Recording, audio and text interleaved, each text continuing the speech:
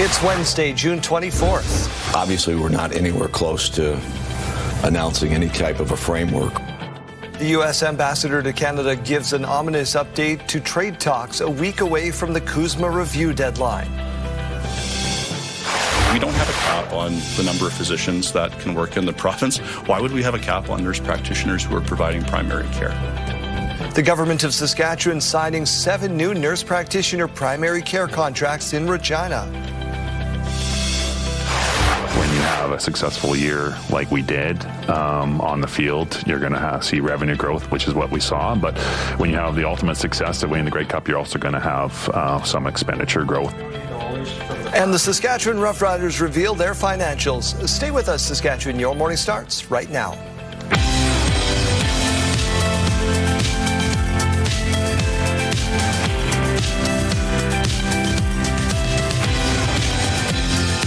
Good morning. Welcome to Your Morning Saskatchewan. I'm Daryl. And I'm Janelle. Thanks for being here with us. You were at the Akon concert. How was it? Oh, we had so much fun. We were talking about it a little earlier this morning. Absolutely packed. Great music. It was the best time. Saskatoon, SaskTel Centre, that one. Lots of great music still to come in the city and province because Country Thunder's right away as well. Let's get over to news. We begin with the big sports news on the day. Canada back in action at the World Cup today with a spot in the knockout stage on the line. We know that as proud as we are of the performance against Qatar, that to really capitalize on that performance, we need to back it up with an even better one against Switzerland. A win or draw against Switzerland means Canada is into the next round. Switzerland is ranked higher, but Canada is coming in hot. Captain Alphonso Davies back on the field. Jesse Marsh, the head coach, says Davies won't start, but will likely come on as a substitute. So that's good news there. Ottawa is expected to name its first major projects to receive a national interest designation today. Multiple reports say they are the Grays Bay Road and Port Project in Nunavut and the Mackenzie Valley Highway Project in the Northwest Territories. The national interest designation means the projects would be fast-tracked under the Building Canada Act. 15 projects have been referred to the Major Projects Office. So far, none of them have been given a national interest designation. The U.S. ambassador to Canada says trade talks between Canada and the U.S. are nowhere close to reaching a deal. In reality, they've never gotten back on track the same way that we've had progress with the Mexicans and just make. In an exclusive interview with CTV News, Ambassador Pete Hoekstra said the bones of the deal were in place back in October, but they were derailed by that Ontario Anti-Tariff Act, or ad rather. Experts suspect the two sides were never really that close. It doesn't sound plausible if we were at a deal then and some extra circumstances came up that stalled the progress we were making. Surely we can get back to that track. We are now 1 week away from the July 1st CUSMA review deadline. A trade mission to Japan is underway with the focus on the defense industry. We're interested in what Japan has to offer, and we're interested in what we have to offer the Japanese. That's what the defense industrial strategy is all about. It's all about making sure that we have a good relationship bilaterally with not just Japan, but many countries in the world. Defense Minister David McGuinty toured a newly commissioned warship in Japan. Japan has already sold a fleet of these to Australia and is looking for more buyers. McGuinty is in Japan as part of the Team Canada trade mission. 300 executives representing 175 Canadian companies are in the country this week to drum up business. It's the largest trade mission the government has launched in Asia. A man accused of shooting 2 RCMP officers in Melville made his first court appearance in Yorkton. 55-year-old Marcus Dodge appeared in a courtroom via video. He faces 2 counts of attempted murder and aggravated assault, along with several firearms offenses in connection with that incident on Sunday in Melville. According to the charges read in court, Dodge is accused of firing a shotgun at officers. Dodge's matter was adjourned until Thursday. Police response to the incident also involved the Regina Police Services tactical team. Regina Police Chief is offering her support to the RCMP members affected by that shooting.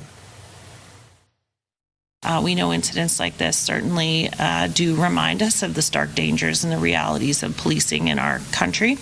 And so, yeah, we're just hoping for speedy recovery and The fact that there was an arrest made is obviously a good thing in terms of signaling safety for the community and for the members involved. Both injured officers remain in hospital as of last update. We are learning more now about Montreal's deadly shooting on Monday, including what was left behind in the shooter's manifesto. The Quebec coroner's office has confirmed the shooter was Seth Scott Hatfield, a 25-year-old from Lethbridge. The manifesto contained violent messages targeting women, police, and others, and concludes with a call for others to arm themselves and enact harm on their perceived opponents. CTV News has made the editorial decision not to quote directly from or publish that document, but we can tell you it makes reference to the state of the Western world and supports anti-women rhetoric consistent with incel or involuntary celibate ideology. Lethbridge police are assisting Montreal with the investigation. City of Saskatoon is continuing to warn residents and visitors to stay off the South Saskatchewan, saying conditions remain dangerous despite those water levels dropping. Jeremy Dodge has been following this from the very beginning. Tell us about this warning. Daryl, it comes as crews continue the search for a jet skier believed to have gone over the weir on Saturday.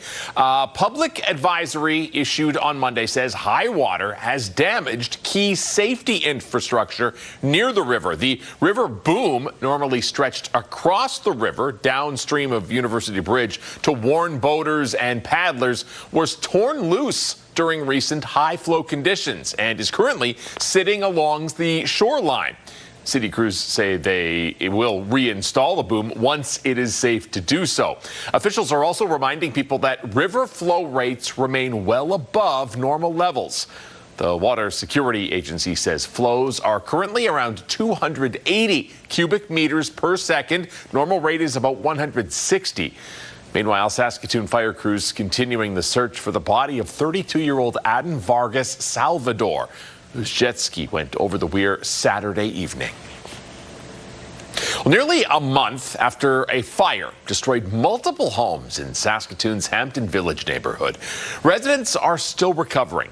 Ravitez Singh was renting one of the 4 homes destroyed in the May 29th fire on Geary Crescent. Singh came to Canada from India 3 years ago and lost important documents in the fire, including his passport, visa, and work permit. He says replacing those documents could take months. Without tenant insurance, he also lost clothing, electronics, and other belongings. He'll have to replace those out of pocket. But he says his employer and the community have stepped up to help. A lot of people's helping us, the community is helping us, our business is helping us, the India Curry House is helping us, Sikh Temple helping us, everyone in the neighborhood, they're all helping us. The city says its fire investigator has not yet determined the cause of that fire. Well, Daryl, lots of talk about a religious broadcast in your city. Regina Police Service says the Islamic call to prayer in downtown Regina last week was in line with the city's noise bylaws.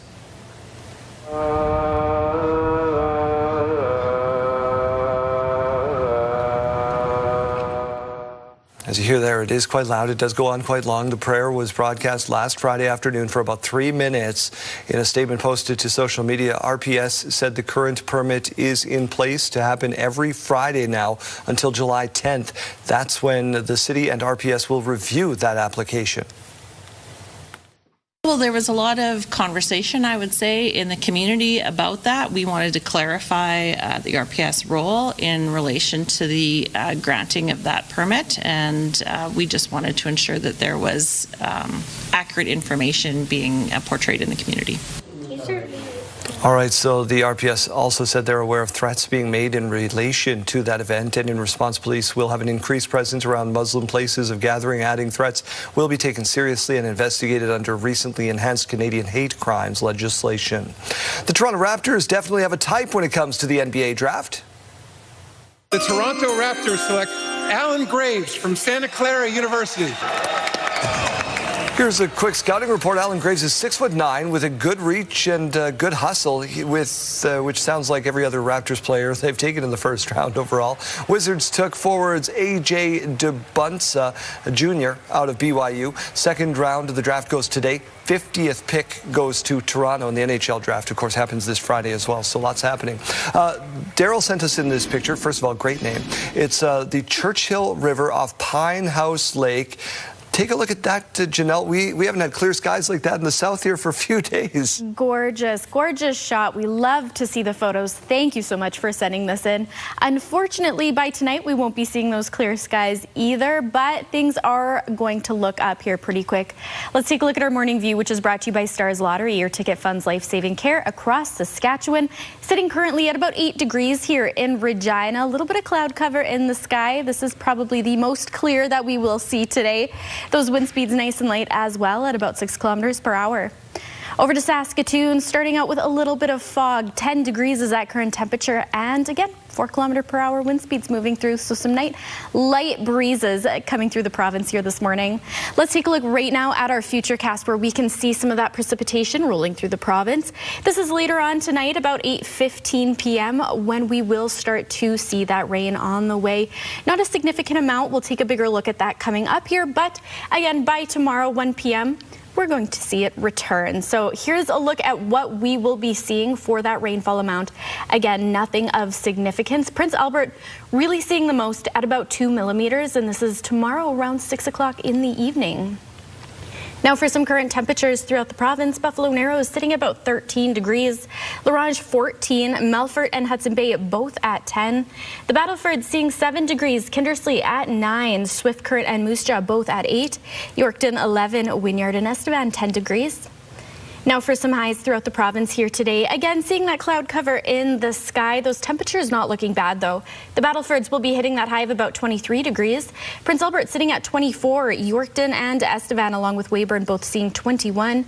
Moose Jaw 22. And, of course, the Regina area expecting to see that rain and the risk of thunderstorms as well tonight.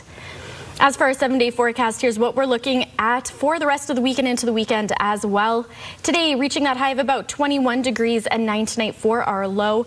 With tonight's rain does come that risk of thunderstorms, but things lightening up a little bit tomorrow with 23 for our high. As we get into the weekend, a little bit of a rainy one once again. Saturday bringing us to about 20 degrees once again as well. That risk of thunderstorms returning, and Sunday bringing us to about 21. Over to Saskatoon, 21 today for the high, 10 tonight for the low. Seeing a sunnier sky for the next coming days as well, 23 on Thursday. Friday bringing us to about 24. Now the weekend bringing in that risk of thunderstorms for both Saturday and Sunday. Later on in the afternoon and into the evening, 20 degrees for both days, and Monday bringing us to about 17 degrees, 14 Monday night for the low, and a little bit of rain.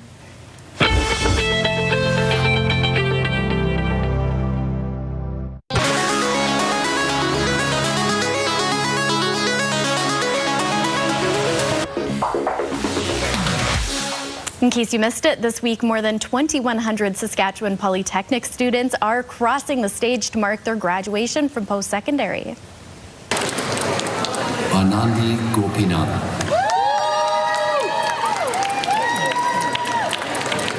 Yeah, might as well take a twirl. That takes some effort to get that degree. Absolutely. Yep. Students at the Saskatoon campus gathered at TCU Place to mark the milestone with friends and family the last couple of days. More than 5,200 students are eligible to graduate this year across all Sask Poly campuses across the province.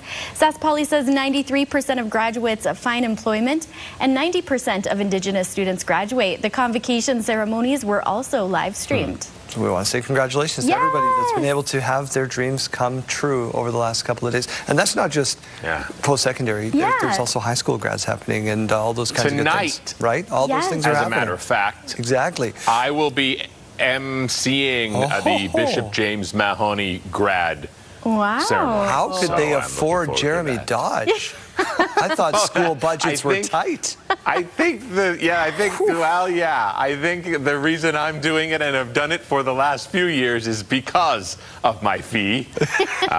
Because you're an exorbitant fee and fantastic hair. Yeah. Brings us to our question today. Right. What did you want to be when you grew up? That's what our question is today. Yeah, Are you living the dream or are you somewhere sideways, Janelle? Every day I'm living the dream. Thank you.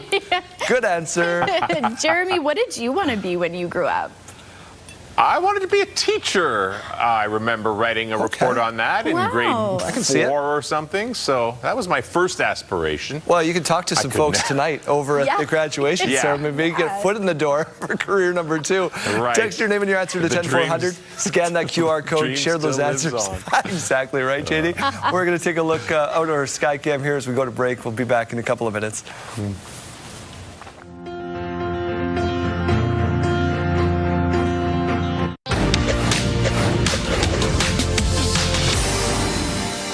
The province has tabled its annual report for each of the 7 Crown corporations. Capital spending across all Crown corporations last year came in at $2.6 billion, which pushed the debt ratio to 66.4%, which has increased 6% in the last 4 years. Much of that spending comes from Sask Power, which accounted for $1.8 billion in upgrades to keep up and expansion.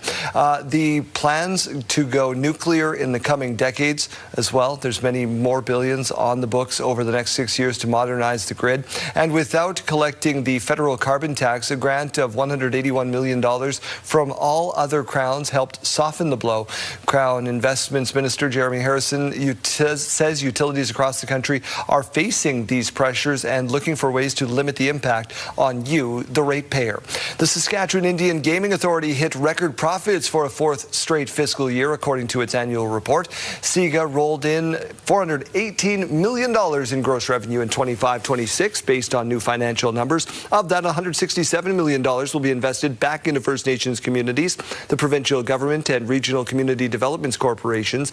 Revenue sources include $166.1 million from slot machines, incredible number. SIGA operates 7 casinos province-wide and the Play Now Saskatchewan betting app. All right, let's head out and check in with Mike Siona now, who is, well, so far enjoying the sun this morning. Yeah, thanks very much. We're getting ready for Multiculturalism Day here in Saskatoon, and I'm joined by Anthony Olasola, who's the Executive Director of Truly Alive Foundation. Talk to me about Multiculturalism Day coming up on Saturday and what we can expect to see. Oh, thank you so much, Mike, and great to be here with you, and thank you, Saskatoon. June 27 of each year, by royal proclamation, is Multiculturalism Day in Canada, and we've been privileged as an organization to host this over the years. On Saturday, we will be here at the River Landing, bringing together people of different cultures and ethnic background, just showcasing heritage, eating together, learning about cultural performances, because it's not just going to be communities that are performing. We're going to invite audience too to join in the dance, and it's going to also have a lot of kids activities. Nice. Now, obviously, every day in Canada is Multiculturalism Day. I mean, we know that there's that confluence of, different cultures coming together. This just kind of really shines a light on that. What cultures specifically, if we have enough time in about a minute to list, but what ones are we expecting here on Saturday? We're expecting to have folks from the West African heritage to come and do their performances. We're expecting to have from Vietnamese. We are expecting folks from the Chinese heritage. We're expecting folks to bring about intercontinental performances, just to showcase who they are and again shine forth Canada's cultural mosaic. Very cool. And we do have such a wide and diverse community here in Saskatoon. How many people do we expect? And you mentioned kids. Oh my goodness, we are hoping to have up to 400 people here. Another important part, there's going to be ethnic finger food. All right. So you don't want to miss it. Perfect. Lots of stuff going on. We're going to continue talking about Multiculturalism Day, not just here in Saskatoon, but the purpose for it and why it's so important to celebrate our diverse cultures here in Canada as the morning continues. That's great, Mike. Thank you very much. We look forward to seeing more throughout the morning. School day forecast is brought to you by CAA, School Safety Patrol, working together to keep our school zone safe. In Regina, by the time you get onto the bus, 8 degrees, a little bit of fog out there as well. Lunchtime bringing us to 18, and about 3 p.m. final bell, 20 degrees. Over to Saskatoon, 10 degrees by the time you get onto the bus. 12 p.m. brings us to 21, and about 3 p.m. final bell, 22 degrees. Now for some gas prices. In Regina, the common cost is about $1.66 and as low as $1.46. In Saskatoon, the common cost is $1.63 and you might find it for as low as $1.57. For farm markets this morning, canola is trading at just over $6.92 per ton. Amber Durham wheat is at $285.20 per ton, and red spring wheat is at about $286.08 per ton. And the Canadian dollar begins the day trading at 70.42 cents US. The Saskatchewan Rough Riders have unveiled their Prairie Blizzard uniforms. A special guest will show them off live in studio in about 15 minutes. Don't go anywhere.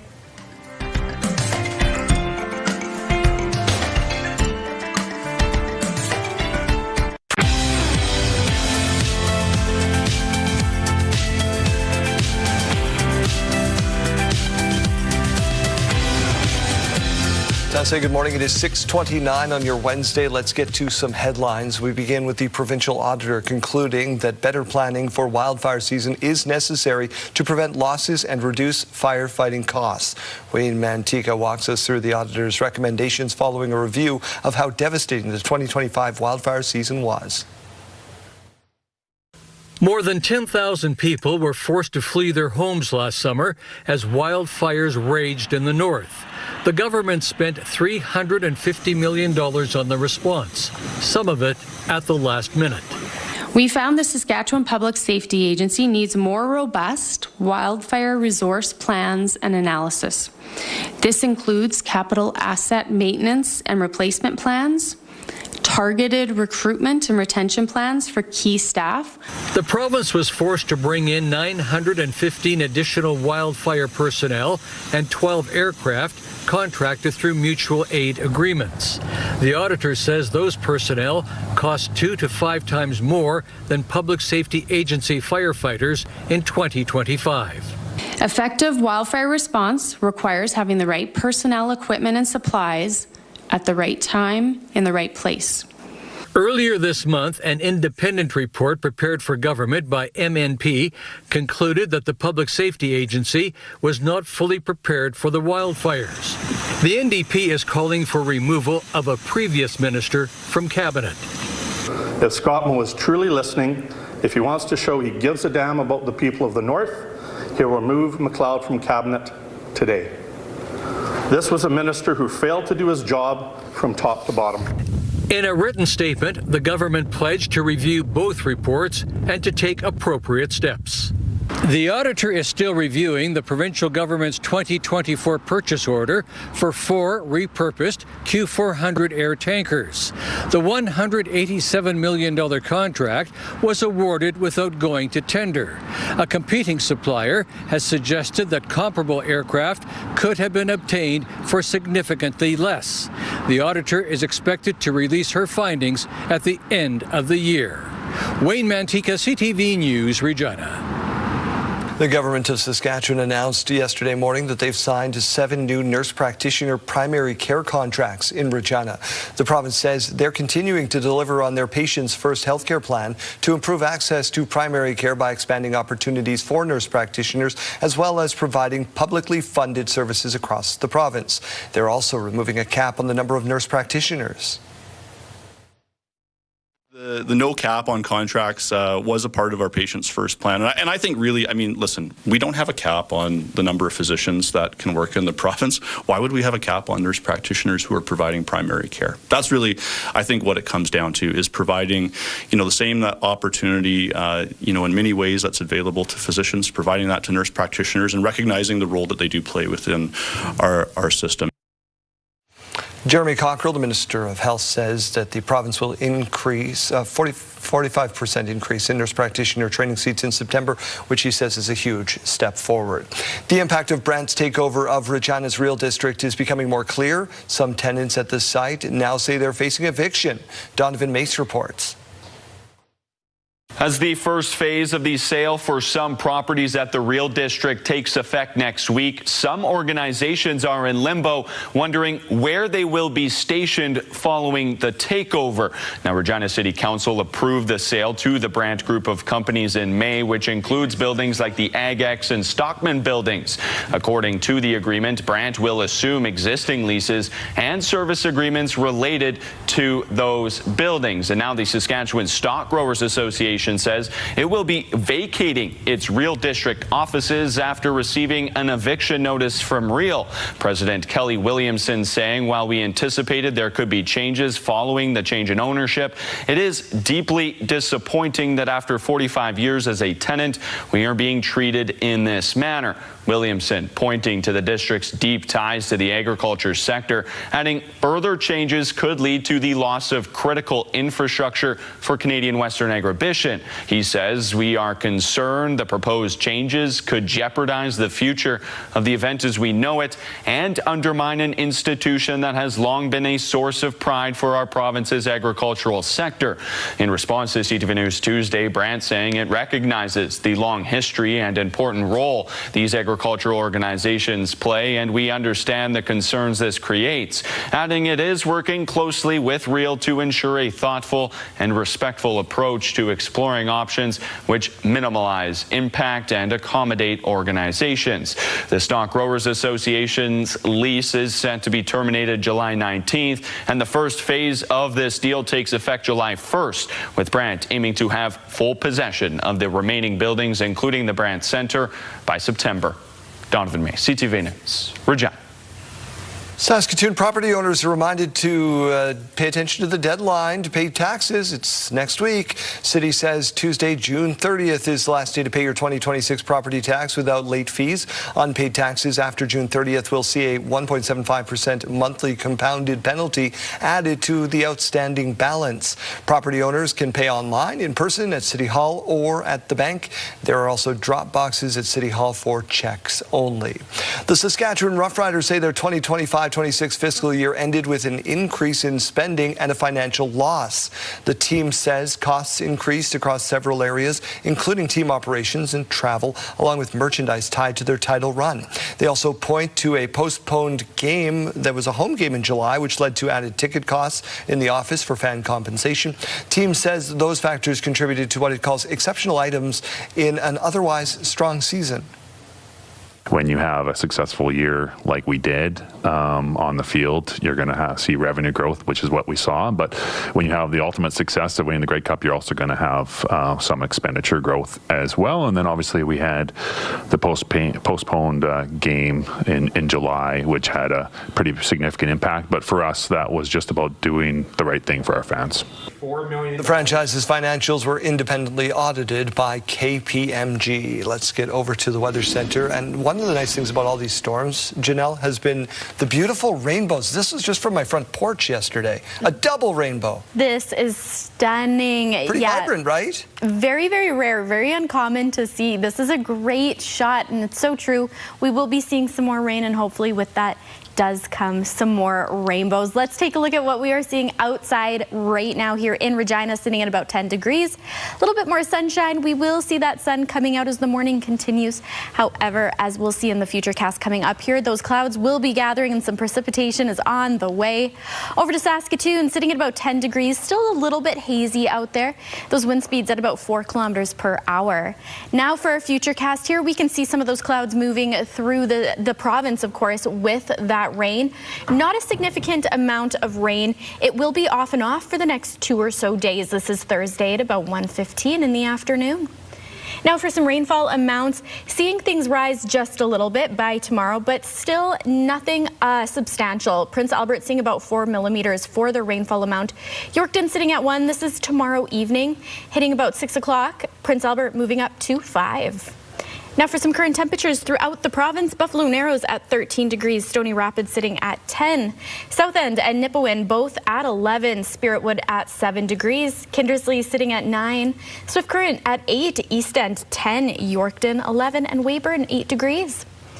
Now for some highs, starting to see a little bit more rain moving in, but again, mainly sunny skies here in the province. The Battleford's sitting at about 23 for their high today, and some of that precipitation coming in this afternoon. Swift Current for 21 degrees. Moose Jaw sitting at 22. Yorkton and Estevan both at 21, and Prince Albert 24. For our 5-day forecast here in Regina, this is what the rest of the week and into the weekend will look like for us. And for a good portion of the province, we will be seeing that rain and that risk of thunderstorms throughout the weekend as well. Today, reaching that high of about 21 degrees, 9 tonight for the low. With that rain tonight does come that risk of thunderstorms. But tomorrow, we are expecting to see those skies clearing up just a little bit, especially in the morning. 23 degrees tomorrow for our high. Friday bringing us to 24. Of course, that rain again over the weekend. Saturday 20 degrees, and Sunday bringing us to 21. Over to Saskatoon, 21 today for the high, 10 tonight as the low, and again seeing that rain coming in later on here in the evening. Thursday bringing us to 23, and Friday little bit of a cloudier sky, 24 as the high. Now risk of thunderstorms for both Saturday and Sunday for Saskatoon and surrounding communities. Both days bringing us to about 20 for the high.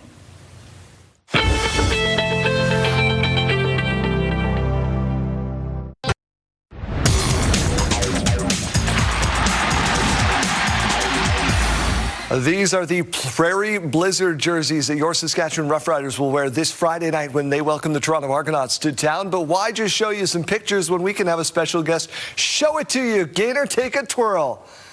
This is the Prairie Blizzard uniform. Marcus with the Riders, of course. You're the designer. You're the guy behind this whole thing.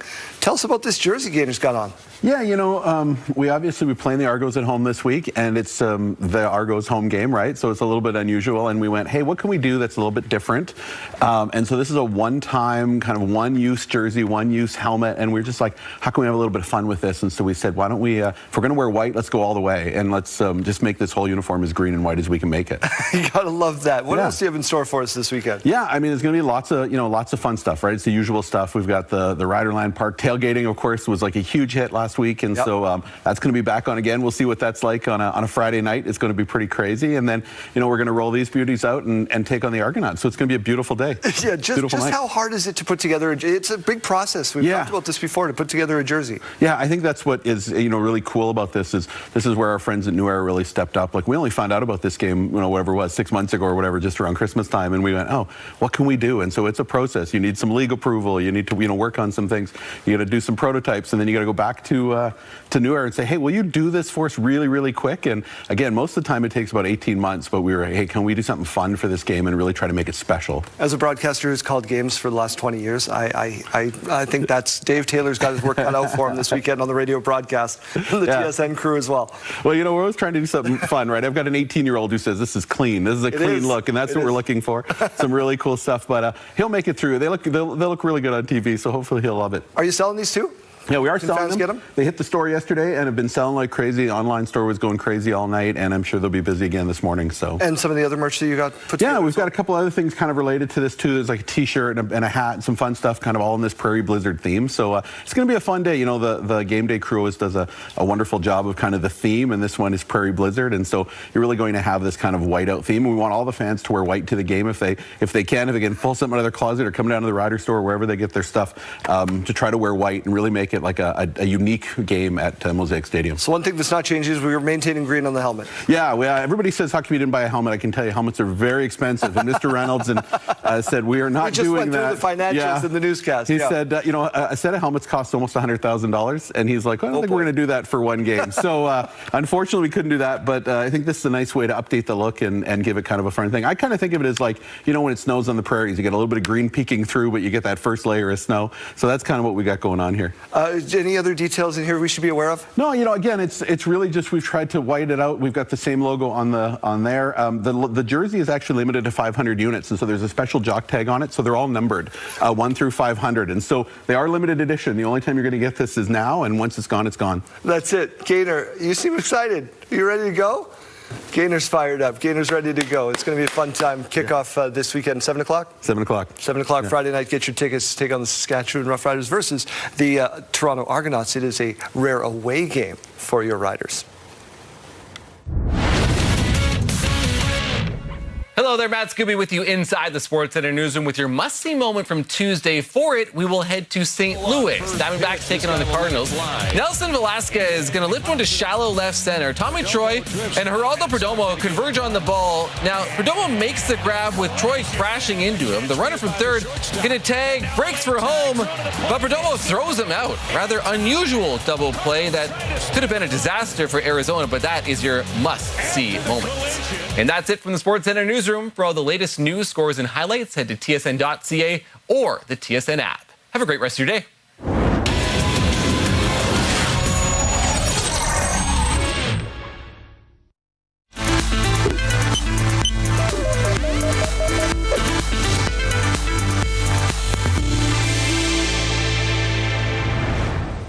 A story now that highlights a whole new way of treating breast cancer with a less is more approach.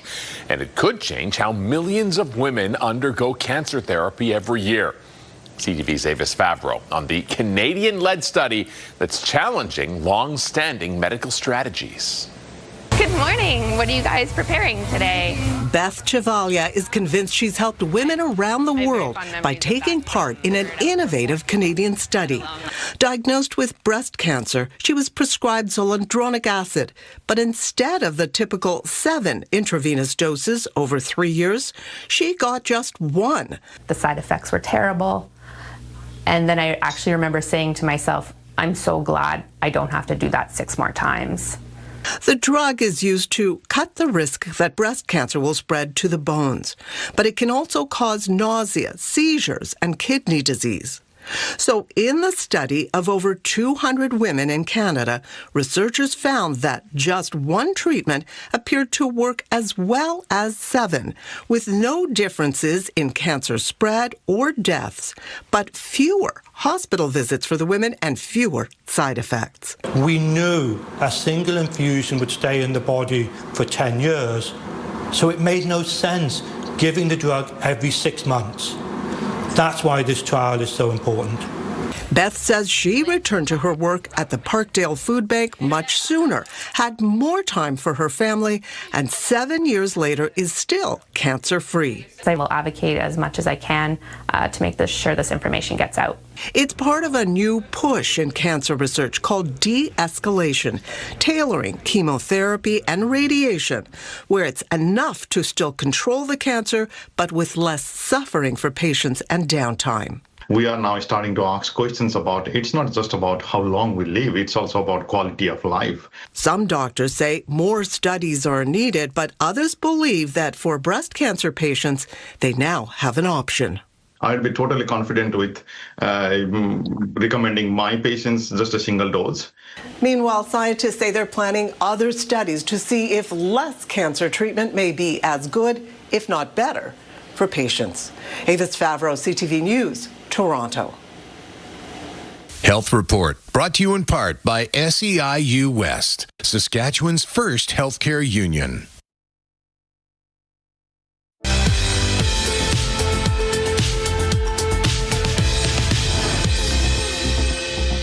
It's June 24th, and we have these milestones to share with you. It's that time of the year. Congratulations to Ella on her graduation. Your family is so proud of you.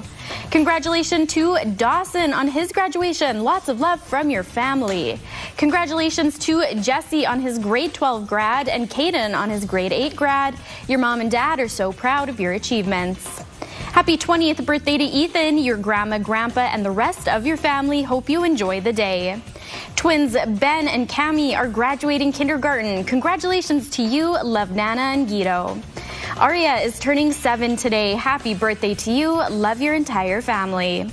And happy 13th birthday to Stella. Your mom, dad, and Hazel hope your year is mystical magical.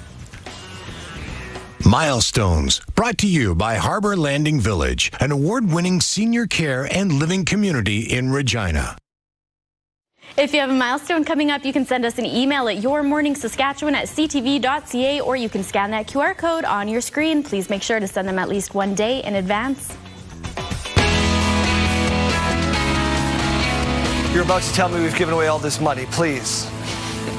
Today, my it's not going to happen today. I've given up all hope, but it might happen. 7:40. We got $4,100. Name that sound to try and give away. Please though, go to purecountry927.ca and look at those incorrect guesses because, well, yesterday morning we did get another repeat, which is always tough. On top of that, too, we want to hear about those shows you grew up watching, you thought they were wonderful at the time, and now if you look back, if you watch an old episode, you think, wow, that was kind of inappropriate for a kid to be watching.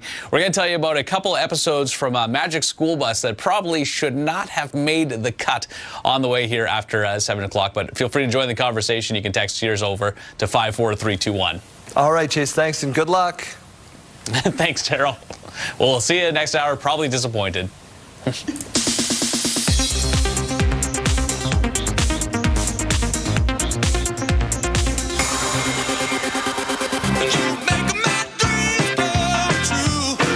Health news for Rock and Roll Hall of Famer Daryl Hall of Hall & Oates.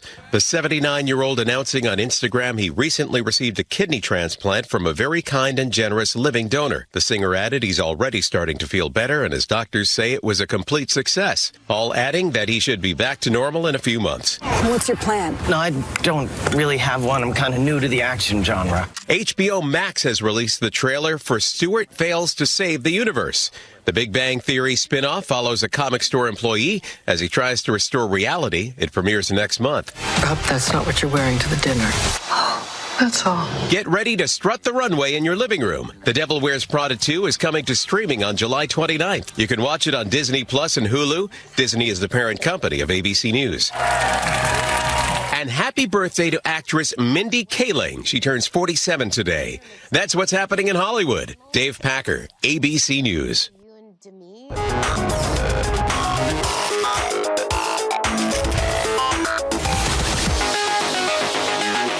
Time for your Wednesday morning sidebar, and they say kids these days get too much screen time. Here we go.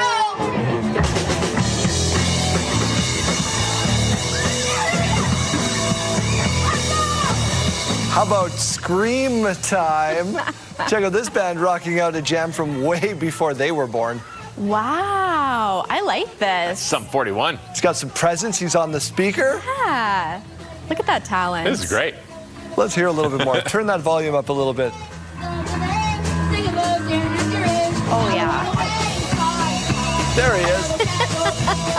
The crowd is loving it. Gotta love the crowd work. Yeah. Okay, so now this is a view. You go take your dog to doggy daycare. Okay. But your dog's a little bit of an introvert. POV, picking up my introverted dog from daycare.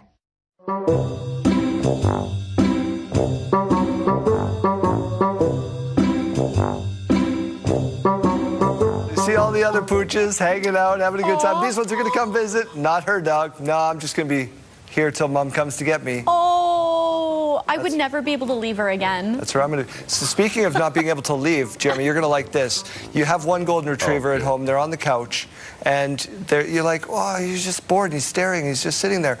How about this? You add a second, and what happens?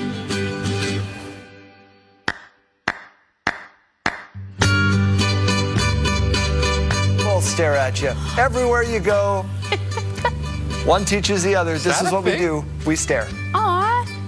Well, one learns from the other, right? Yeah. Is this how you feel when Kayleen and I look at you? Yeah, actually. In the office? There's just as much adoration. You know, you ladies have free will, right? Just as much adoration. Not quite as drooly. We're back after this. Welcome to Wednesday, June 24. The Manosphere being this not centralized movement that has different branches within it that is very active on the web. So the incel movement is one of them. An investigation into Montreal's deadly shooting has uncovered a manifesto containing anti-women rhetoric. Ultimately, is that number going up or down, and what's the extent by which those limits are being exceeded? The auditor says the province needs to be better prepared for wildfire season. Anandi Gopinath. So week, more than 2,100 grads crossing the stage at Sask Polytech. Stay with us, Saskatchewan. Congratulations to them. Your morning starts right now.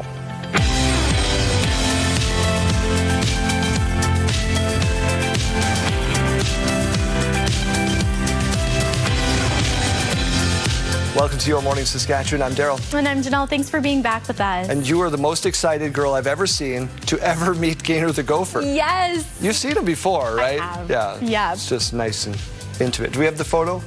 We don't have the photo. We don't have the photo. There's pure glee. Yes. We'll pull that for you and we'll get that to you coming up. We'll get to your forecast in just a minute. It's going to be nice for the prairie blizzard this weekend, Friday night. Let's get to your news. The federal government is expected to name the first major infrastructure projects to receive a national interest designation today.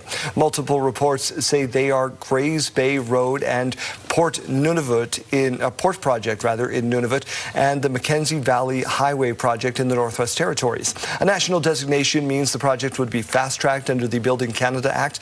Government sources say the goal is to unlock mining opportunities in the north and improve community accessibility. In all, 15 projects have been referred to the Major Projects Office. The U.S. ambassador to Canada says trade talks between Canada and the U.S. are nowhere close to reaching a deal. In reality, they've never gotten back on track the same way that we've had progress with the Mexicans and just made. In an exclusive with CTV News, Ambassador Pete Hoekstra said the bones of the deal were in place back in October, but they were derailed by that Ontario anti-tariff ad. Experts suspect the two sides were never really that close. It doesn't sound plausible if we were at a deal then and some extra circumstances came up that stalled the progress we were making. Surely we can get back to that track. We are now 1 week away from the review of that document. A trade mission to Japan is underway with a focus on the defense industry. We're interested in what Japan has to offer, and we're interested in what we have to offer the Japanese. That's what the defense industrial strategy is all about. It's all about making sure that we have a good relationship bilaterally with not just Japan, but many countries in the world. Defense Minister David McGuinty, he toured a newly commissioned warship in Japan. That country has already sold a fleet of ships to Australia and is looking to buy more buyers looking for them. McGuinty is in Japan as part of Team Canada. That's a mission that includes 300 executives representing 175 Canadian companies, trying to drum up some business. This largest trade mission the government has ever launched in Asia. A man accused of shooting two RCMP officers in Melville made his first court appearance in Yorkton yesterday. 55-year-old Marcus Dodge appeared in court via video. He faces 2 counts of attempted murder and aggravated assault, along with several firearms-related offenses in connection with the incident on Sunday.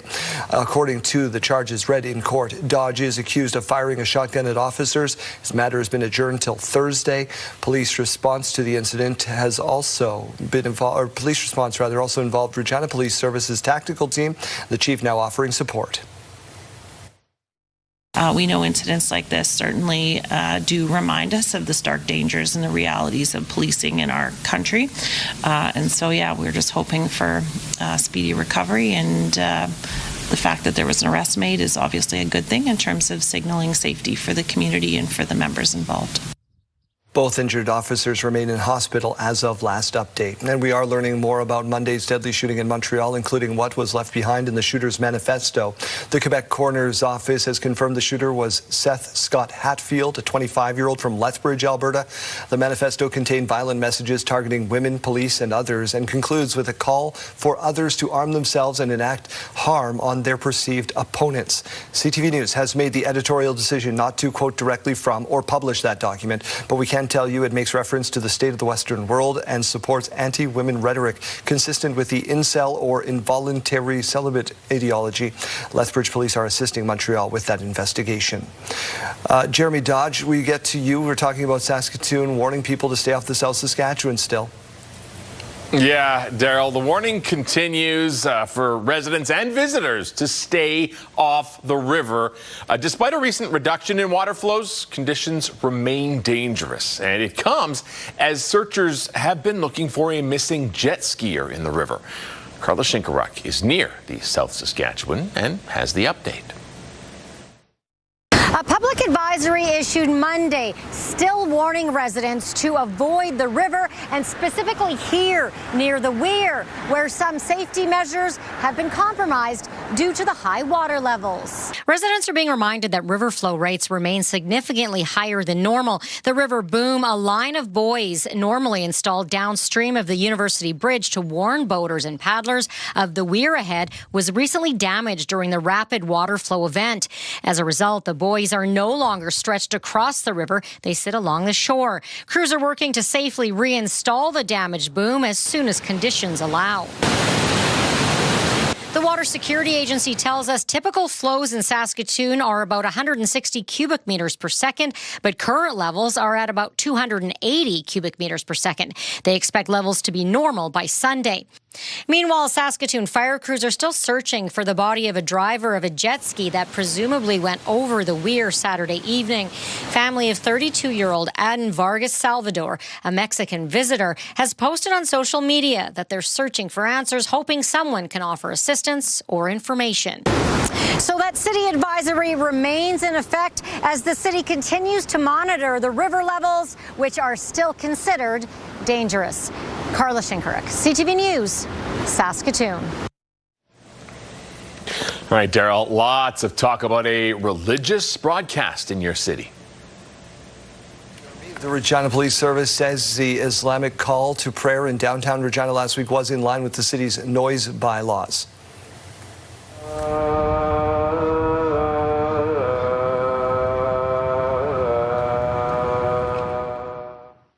The prayer was broadcast last Friday afternoon for approximately 3 minutes. In a statement posted to social media, RPS said the current permit in place will have it happen every Friday until July 10th. That's when the RPS and city will review the application.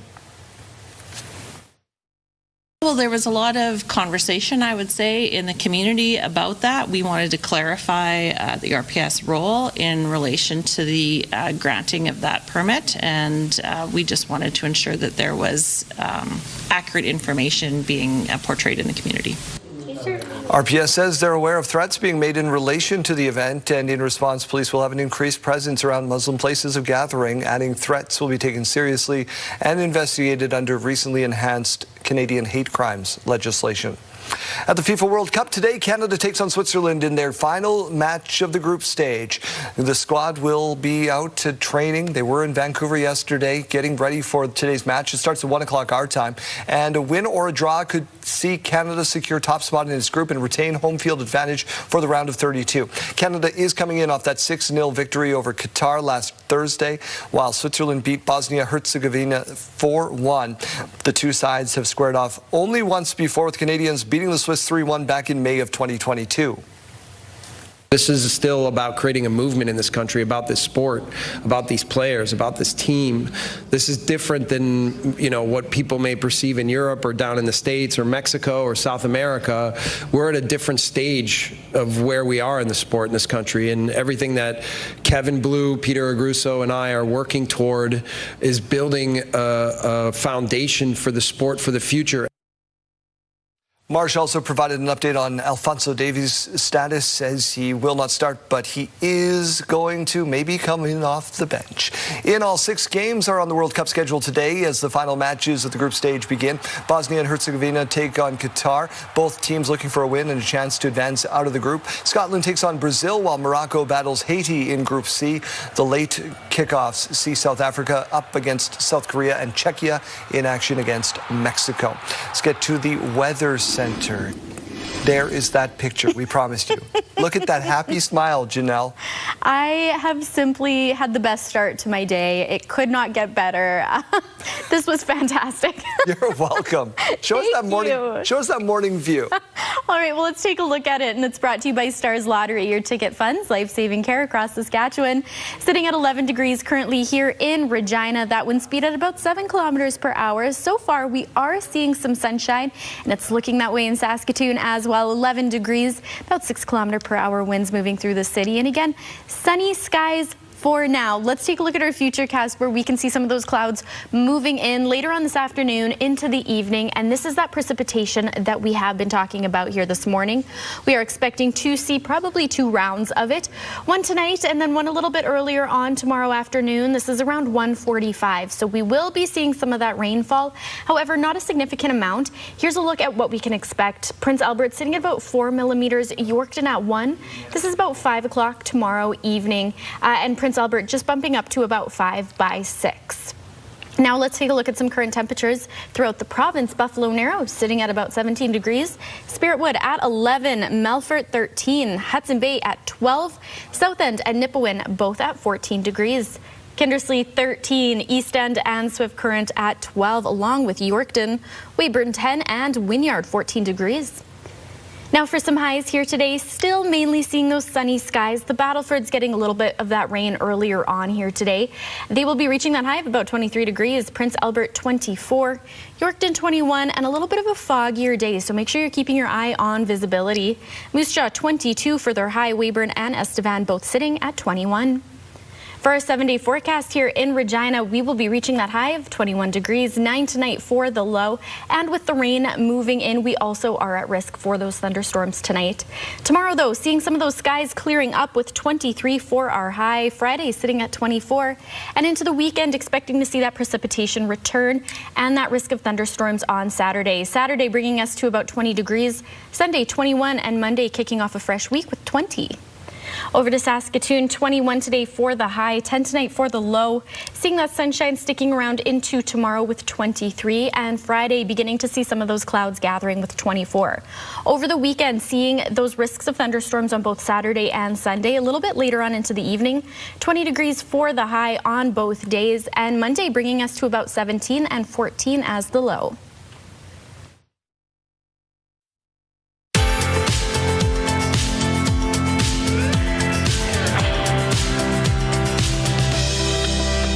Time for today's rural forecast. Lloydminster and Kindersley both at 23 degrees. Hudson Bay sitting at 22. Wynyard 21. East End at 20. Maple Creek and Leader both at 23. Kenora 22. And Broadview 20 degrees. Now let's take a look at Theodore, where internet speeds up to 1 gig are available from SaskTel, reaching that high of 20 degrees today, seeing that risk of thunderstorms a little bit later on into the night, and those winds at 5 to 20 kilometers per hour.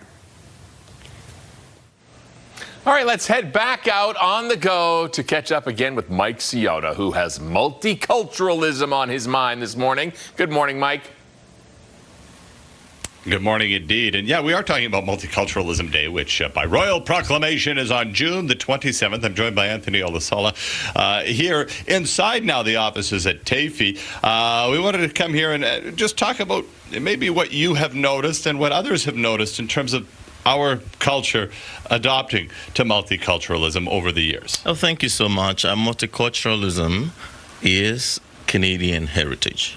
And this has started over the years with folks coming in, many thanks to the indigenous peoples, the first peoples of this land, who opened their land and their heart to all of us coming here. And over the years, we come together as an organization. For the past 6 years, Truly Alive, with funding support from the Government of Canada, have been hosting Canadian Multiculturalism Day in Saskatoon, promoting the Canadian rich heritage of multiculturalism, diversity, and linguistic. So we are doing this again this year, and we are grateful for the opportunity to bring people of cultures together in Saskatoon. Absolutely. And now I'm not wearing my traditional Ukrainian attire today, but I've got it in my closet. You see that around. What are you wearing, and what else can we expect to see people wearing on Saturday? Thank you so much. Part of being Canadian is to be proudly connected to our cultures. What I'm wearing represent people of the Yoruba ancestral background. Yoruba is for folks from West Africa in Nigeria. So this is fila that is on my buba and shokoto. And we're expecting a lot of people to show up in their traditional outfit to show us what it means to be proudly Canadian and proudly culturally attuned. Absolutely. And then also in about 20 seconds, you do have a senior component because they have a larger lived and shared experience than you and I do. They'll have an opportunity to share their story. Yes, we've got a lot of ethnocultural seniors who've lived here for 50 years and more. And this event provides opportunity for them to come and tell us the evolution, the journey, the Saskatoon they've known 50 years ago and that they are coming to know now, and the one they foresee in the future, where cultures will mingle, kids play together, and we all grow together as a people. To know where you're going, you have to know where you've been, and what better way than to check it out on Multiculturalism Day. It is Saturday at the River Landing Amphitheatre. I think 4:30 to 8:30, right? You bet. There you go. Don't miss it. Don't miss it. Hello there, Matt Scooby with you inside the Sports Center newsroom with your must-see moment from Tuesday. For it, we will head to St. Louis. Diamondbacks taking on the Cardinals. Nelson Velasquez is going to lift one to shallow left center. Tommy Troy and Geraldo Perdomo converge on the ball. Now, Perdomo makes the grab with Troy crashing into him. The runner from third get a tag, breaks for home, but Perdomo throws him out. Rather unusual double play that could have been a disaster for Arizona, but that is your must-see moment. And that's it from the Sports Center newsroom. For all the latest news, scores, and highlights, head to tsn.ca or the TSN app. Have a great rest of your day.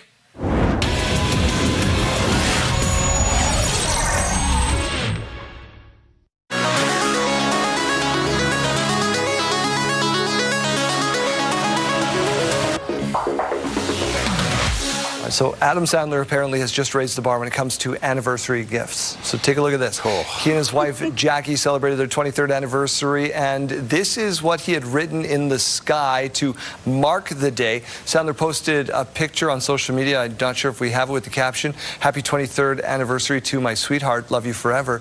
The couple met on the set of Big Daddy in 1998 and were married in 2003. Apparently he hired a skywriter and did something really cool, and the person who edited this video was like, "We don't need to see that." That's cool. Jeez. Yeah, up to the imagination. Well, hey, they don't work here. They work somewhere in Toronto. Yeah. Right? They're not watching right now. Slings and arrows. Let's talk about graduation, since that's the big story on the week. Yeah, we got some great answers coming in. Actually, some really surprising ones as well. So our question today is, what did you want to be when you grew up? Debbie says she wanted to be a journalist. I'm curious what some of these people did become. Yes, actually. Wanted to become. That's a great question, too. Cam, this is right up your alley. Cam said, I wanted to be a DJ or a TV host. Done them both. They're both very fun jobs. Yes. My personal favorite here, Kate, who says, I used to love the smell at the petrol station and wanted to be the person that tanked up the cars. Love the smell of the gas. Which I get. I love My dad owned body shops growing up, so the smell of paint thinner reminds me of the shop. Yeah. It just takes you back. It's a nostalgic smell. Everybody's got a thing. Dean, who says, I come from a military family. Father, brother, and sister all served. So all I wanted to be was a soldier. Mission accomplished. Well, thank you for your service, Dean. Yeah. Absolutely. Totally. Michelle, I wanted to be an engineer. Life happened and I became a dispatcher instead, and I love my job. That's the important part, as long as you love it. Exactly right. And Sheldon, who says, when I was a kid, I wanted to be a police officer or a doctor or a lawyer. And what did you become, Sheldon? Let us know. Yeah. And let us know what you wanted to be when you grew up by scanning the QR code and sending Janelle an email. Tell her how happy she looked in that gainer photo. We're back with your morning mystery right after this.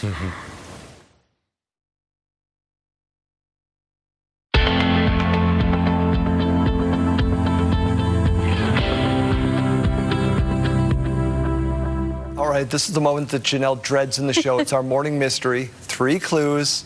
It is a place today. Clue number 1 is this. The natural biome covers 6.7 million square kilometers. I might as well give up. She throws her hands in the air. It's believed to be home to 10% of known species on Earth. And an estimated 400 billion trees are standing in this area. Okay. Okay. Maybe? Okay. Now, what are you going to draw?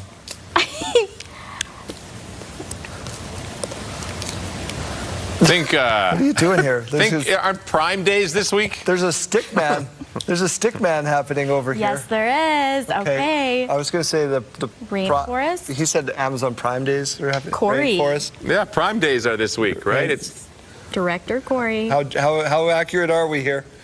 the Amazon rainforest. So between Jeremy and I, we got a perfect answer. Carried the nailed team. it. And your stick man and was... there's a picture of what Janelle drove on that boat there in the river. Yeah, that's exactly Yep. what she did because she's so talented. That's today's Morning Mystery. Studio consideration provided by Father's Furniture, specializing in quality Canadian-made furniture. School day forecast is brought to you by CAA School Safety Patrol, working together to keep our school zone safe. In Regina, by the time you get onto the bus, 11 degrees, starting to see that fog lifting now. Lunchtime bringing us to 18, and about 3 p.m. final bell, 20 degrees. Over in Saskatoon, 11 by the time you get onto the bus. Lunchtime, 21, and final bell, still some cloud cover in the sky with 22 degrees. Taking a look at some gas prices, the average cost is about $165.9. You can find it for the lowest at about $145.9. And over in Saskatoon, $162.9 for that average cost, and the lowest at $156.9. Taking a look now at farm markets, the street price of canola is $692.15. That futures price brings us to about $735.30. Over to Amber Durham, bringing us to $285.20, and Red Spring at $286.08. And the Canadian dollar at 70.42 cents US. We'll be right back.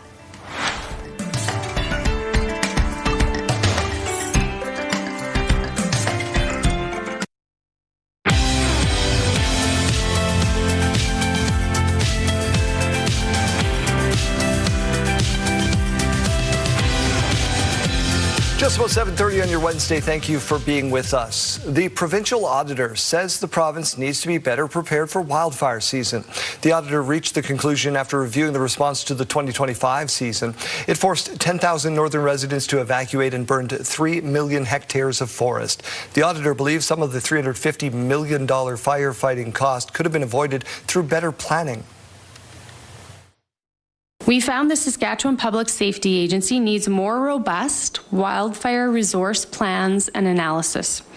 This includes capital asset maintenance and replacement plans, targeted recruitment and retention plans for key staff like aircraft maintenance engineers, and clear identification of resources needed for wildfire response like helicopters and firefighters. The auditor is still reviewing a government decision to spend $187 million on new firefighting aircraft without calling for tenders. Those findings are expected to be released in December. The government of Saskatchewan, meanwhile, announcing yesterday morning they've signed 7 new nurse practitioner primary care contracts in Regina. The province says they're continuing to deliver on their Patients First healthcare plan to improve access to primary care by expanding opportunities for nurse practitioners, as well as providing publicly funded services across the province. They're also removing a cap on the number of nurse practitioners. The no cap on contracts was a part of our Patients First plan. And I think really, I mean, listen, we don't have a cap on the number of physicians that can work in the province. Why would we have a cap on nurse practitioners who are providing primary care? That's really, I think, what it comes down to, is providing, the same opportunity, in many ways that's available to physicians, providing that to nurse practitioners and recognizing the role that they do play within our system. Jeremy Cockrell says the province will have 45% increase in nurse practitioner training seats in September, which he says is a huge step forward. The province has signed a new agreement to build another urgent care centre in Saskatchewan. There's one in Regina that opened in 2024. Saskatoon's under construction. Yesterday, the province announced it has signed a memorandum of understanding with the Big River First Nation and Montreal Lake Cree Nation to open an urgent care centre in Prince Albert. Once operational, the province hopes the new medical clinic will provide care for illness or injury that requires urgent attention that does not require a trip to the emergency room. Urgent care centers are also planned for North Battleford and Moose Jaw. Nearly a month after fire destroyed multiple homes in Saskatoon's Hampton Village neighborhood, residents are still picking up the pieces. Stacey Hine on the recovery efforts. This was the scene on Geary Crescent, May 29th, a fire destroying 4 homes and damaging 20 properties. Ravita Singh was renting one of those homes and watched as it went up in flames. It's still very traumatizing. Singh came to Canada from India 3 years ago. He works at the India Curry House and has been sending money home to support his mother. Now he's working to replace documents lost in the fire, including his passport, visa, and work permit. It's a very big headache to us. It's going to take like a month or 2 months to make your passport, to get your work permit again. Without tenant insurance, he has to replace his clothing, electronics, and other belongings out of pocket. Singh's employer has been helping him and 3 other employees who were also living in the home. Apart from the loss of those memories, there was loss of valuables as well.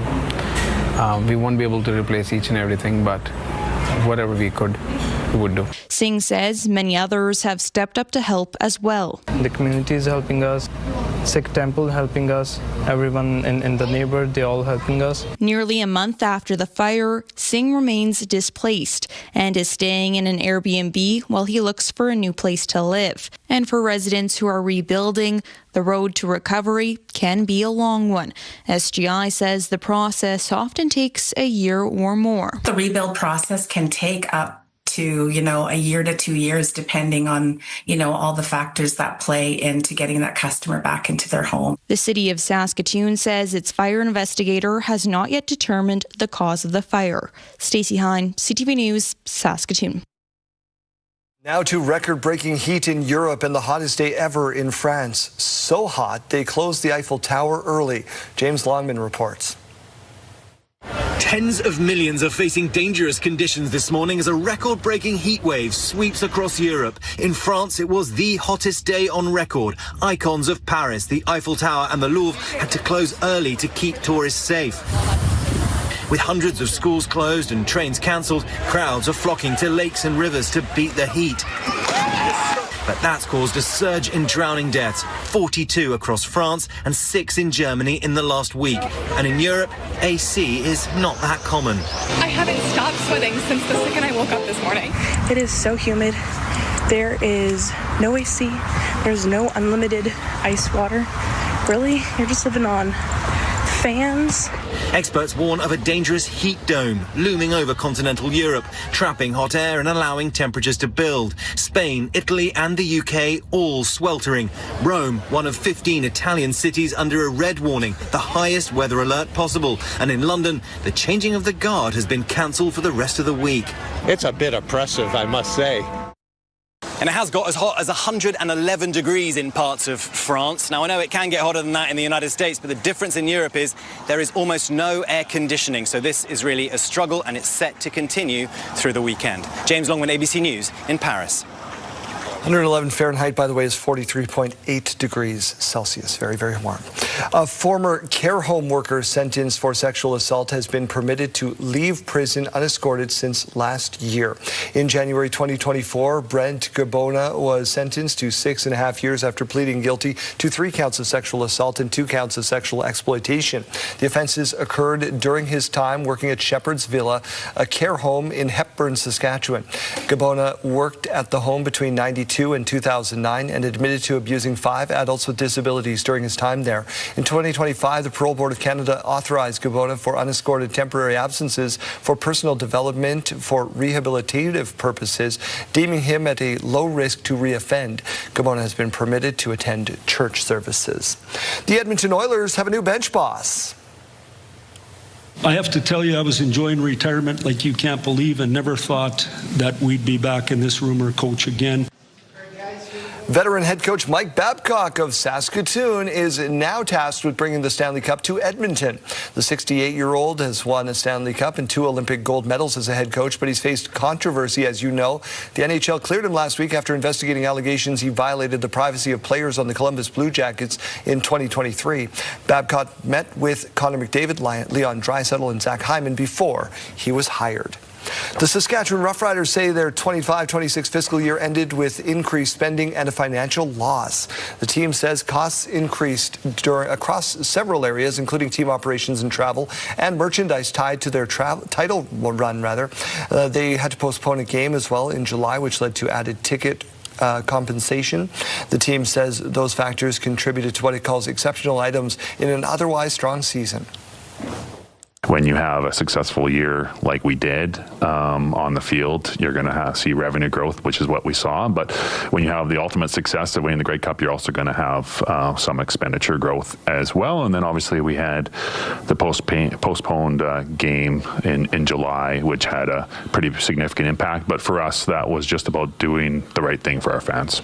The finances, easy for me to say, the financials of the franchise were independently audited by group KPMG. Meanwhile, the Riders are revealing a better look at their Prairie Blizzard uniforms they'll wear against Toronto. They're familiar in a way, normal jerseys, white numbers on them, and they'll have a white Rider logo on the sides as well. Here's a look at why this came to be, how this came to be. Yeah, we playing the Argos at home this week, and it's the Argos home game, right? So it's a little bit unusual, and we went, hey, what can we do that's a little bit different? And so this is a one-time kind of one-use jersey, one-use helmet, and we're just like, how can we have a little bit of fun with this? And so we said, why don't we, if we're going to wear white, let's go all the way. They're on sale now at the Rider office. You can, of course, see that interview as well on our website momentarily. Big, exciting day for Janelle. She got to meet Gaynor the Gopher. Yes. Connie, meantime, if you look in the bottom right of that corner, right above the grass line, you will see a nice little rainbow coming through. Moody clouds in Fort Capel. And it's been moody this week. That's the theme.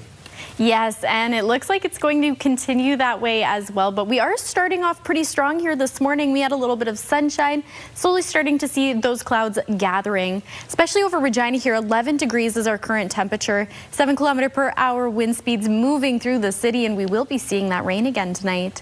Over in Saskatoon, looking a little bit cloudier there as well. 11 degrees is that current temp and 6 km/h wind speeds. Now for a future cast here, we can still see some of those clouds moving through along with that rain.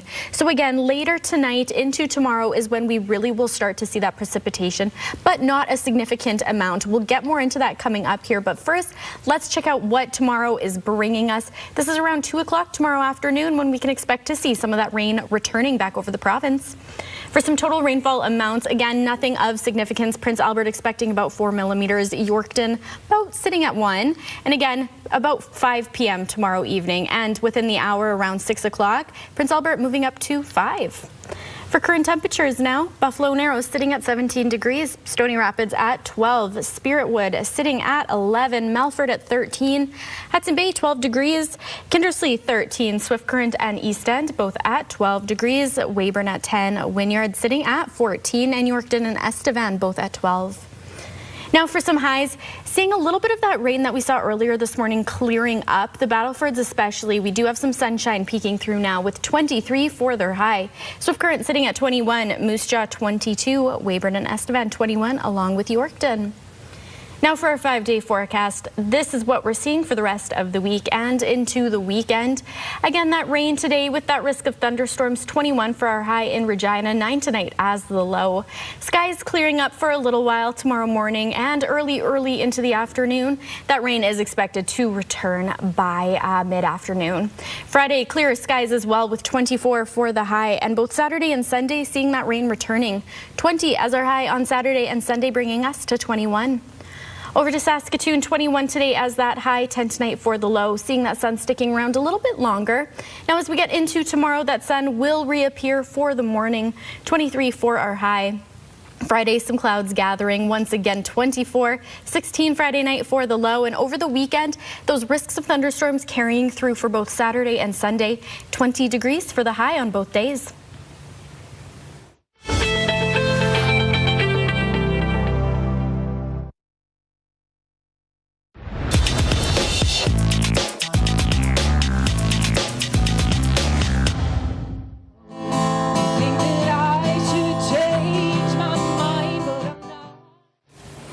Some big changes for Regina's live folk scene. For the first time in 55 years, it moves under the umbrella of the Exchange. Call it a fresh start for a summer favorite. And with more on that, we welcome in Jeremy Barber this morning. Jeremy, thank you so much for being here. Hey, thanks for having me.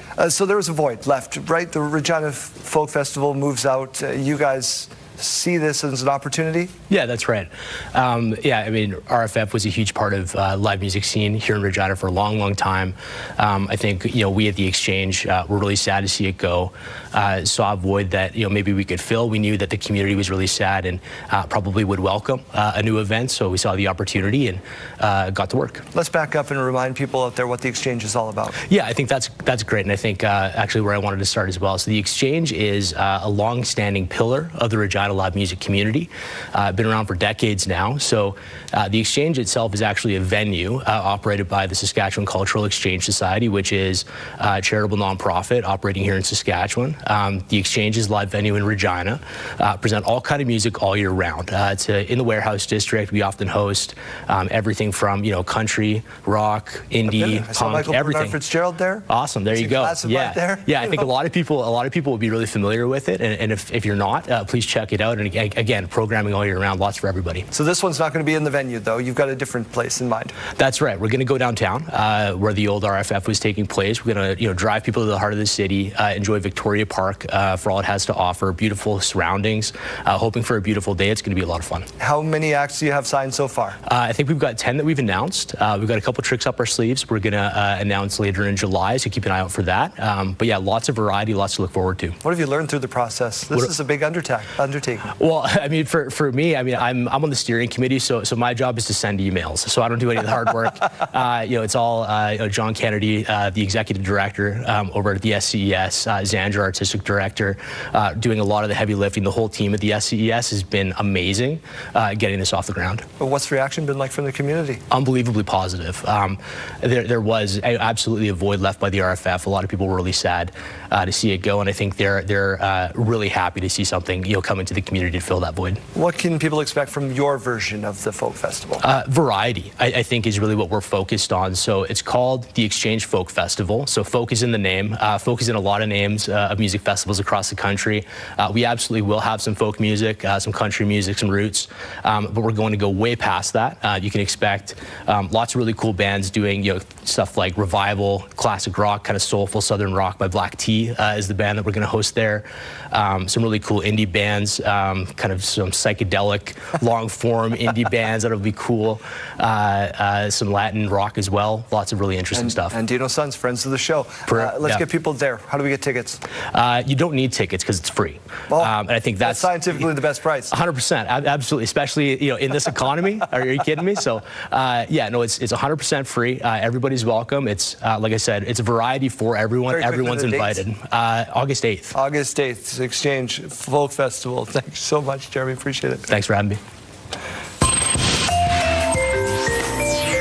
What's happening in our community. Moose Jaw's Western Development Museum is marking its 50th anniversary on June 26th from 9 a.m. to 5 p.m. There's free admission, but donations are welcome. A social dance is on June 26th, 7:30 to 11 p.m. at 2134 Winnipeg Street. Call 306-529-6381. The Esterhazy Community Market is June 26th from 8:45 a.m. to 1 p.m. at 701 Park Avenue in Esterhazy.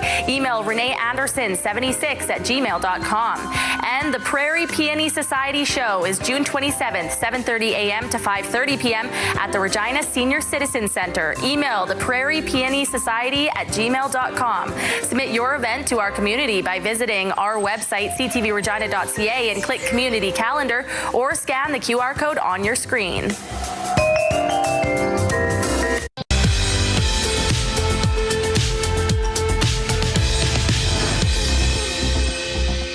It's June 24th, and we have these milestones to share with you. It's that time of the year. Congratulations to Ella on her graduation. Your family is so proud of you. Congratulations to Dawson on his graduation. Lots of love from your family. Congratulations to Jesse on his grade 12 grad and Caden on his grade 8 grad. Your mom and dad are so proud of your achievements. Happy 20th birthday to Ethan, your grandma, grandpa, and the rest of your family. Hope you enjoy the day. Twins Ben and Cami are graduating kindergarten. Congratulations to you. Love Nana and Guido. Aria is turning 7 today. Happy birthday to you. Love your whole family. And happy 13th birthday to Stella. Your mom, dad, and Hazel. Hope your year is mystical, magical. Milestones, brought to you by Harbor Landing Village, an award-winning senior care and living community in Regina. If you have a milestone coming up, you can send us an email at yourmorningsaskatchewan@ctv.ca, or you can scan that QR code on your screen. Please make sure to send them at least one day in advance.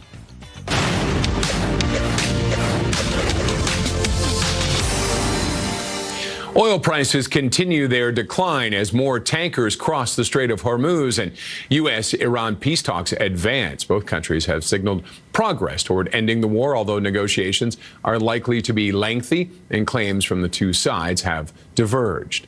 A drop in fuel prices has prompted Porter Airlines to reduce a surcharge it tacked onto rewards flight redemptions earlier this year. The airline says the $40 surcharge was brought in March for all VI Porter reward flight redemptions to offset global aviation fuel prices, but it will now be halved to $20. In a massive study, researchers from the National University of Singapore found that both lower and higher income individuals are significantly more likely to buy fake luxury items than middle-income consumers. They found low-income earners were more likely to buy lower-tier luxury items, knockoffs, of course, while the wealthy would buy higher-quality knockoffs. Those are your morning business headlines. For BNN Bloomberg, I'm Roger Peterson.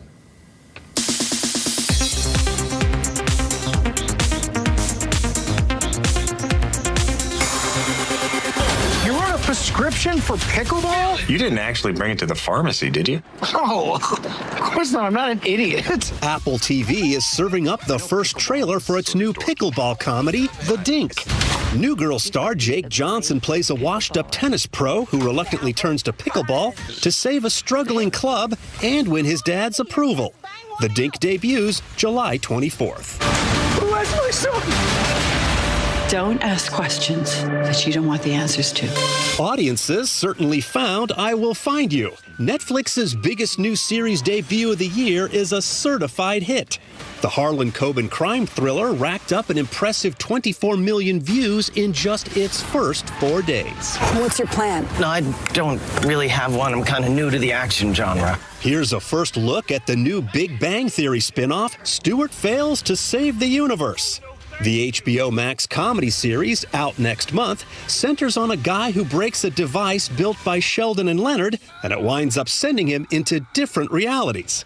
A few familiar Big Bang faces are also along for the ride. In Hollywood, I'm Douglas High. Undo the apocalypse.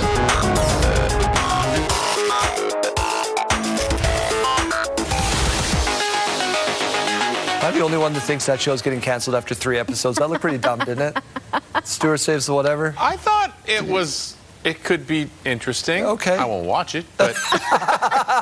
And therein lies the problem. There we have it. Good news is that these kids aren't getting too much screen time. Here we go.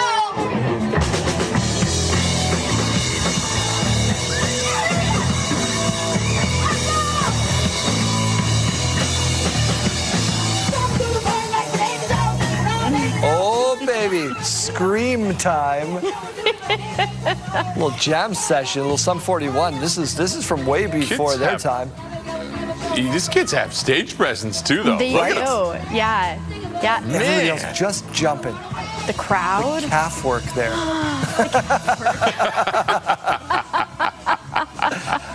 That's awesome. All right, so apparently Lego has set a new world record when it comes to speed. Take a look at this. This is the Koenigsegg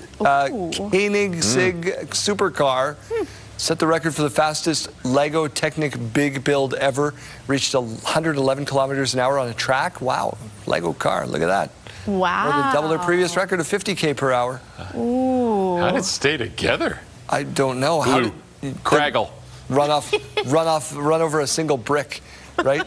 The whole thing comes apart. Oh. Right. Cool concept, though. I like so that. So cool, though. Lots of steps to, lots of pieces to step on. Yeah. Sometimes they say 2 dogs better than 1.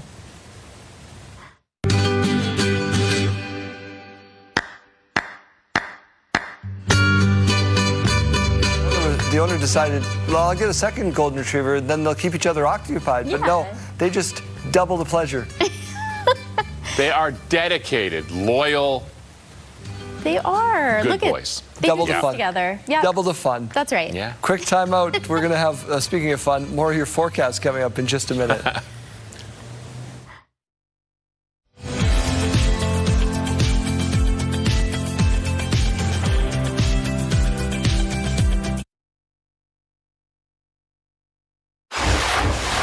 June 24th. Ultimately, is that number going up or down, and what's the extent by which those limits are being exceeded? The auditor says the province needs to be better prepared for wildfire season. We don't have a cap on the number of physicians that can work in the province. Why would we have a cap on nurse practitioners who are providing primary care? Government of Saskatchewan has signed 7 new nurse practitioner primary care contracts in Regina. When you have a successful year like we did on the field, you're going to see revenue growth, which is what we saw. But when you have the ultimate success of winning the Grey Cup, you're also going to have some expenditure growth. And the Saskatchewan Rough Riders open their books. Stay with us, Saskatchewan. Your morning starts right now.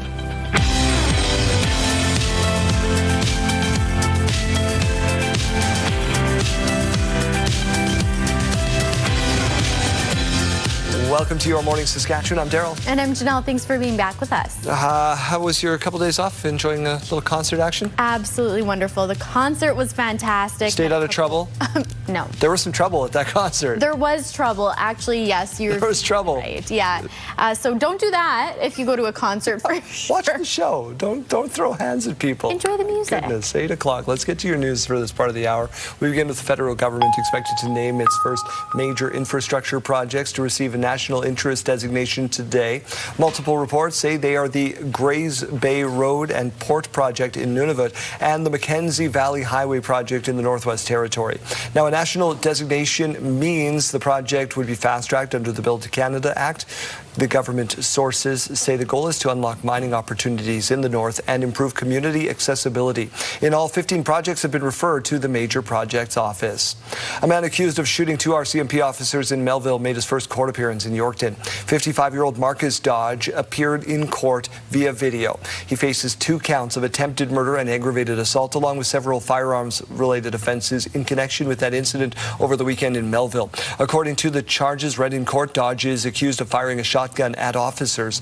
Dodge's matter has been put over till Thursday. Police response to the incident involved Regina's Police Service tactical team. They're now offering their support. We know incidents like this certainly do remind us of the stark dangers and the realities of policing in our country. And so, yeah, we're just hoping for speedy recovery, and the fact that there was an arrest made is obviously a good thing in terms of signaling safety for the community and for the members involved. Both injured officers remain in hospital as of last update. As the investigation continues into this week's fatal shooting in Montreal that left 3 dead, including a police officer, a small memorial is now forming at the site of the attack. People began gathering at the crime scene Tuesday evening, laying flowers and candles, along with cards at the site where 3 people were killed. One card asking that the victim be remembered by acts of kindness, while a single flower has been placed where a police officer was slain.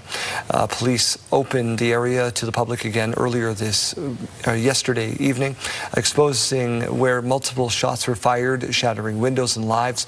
The exchange of bullets killing an officer, a civilian, and a suspect, leaving 2 others injured. A former care home worker sentenced for sexual assault has been permitted to leave prison unescorted since last year. Jasmine Peltier with why.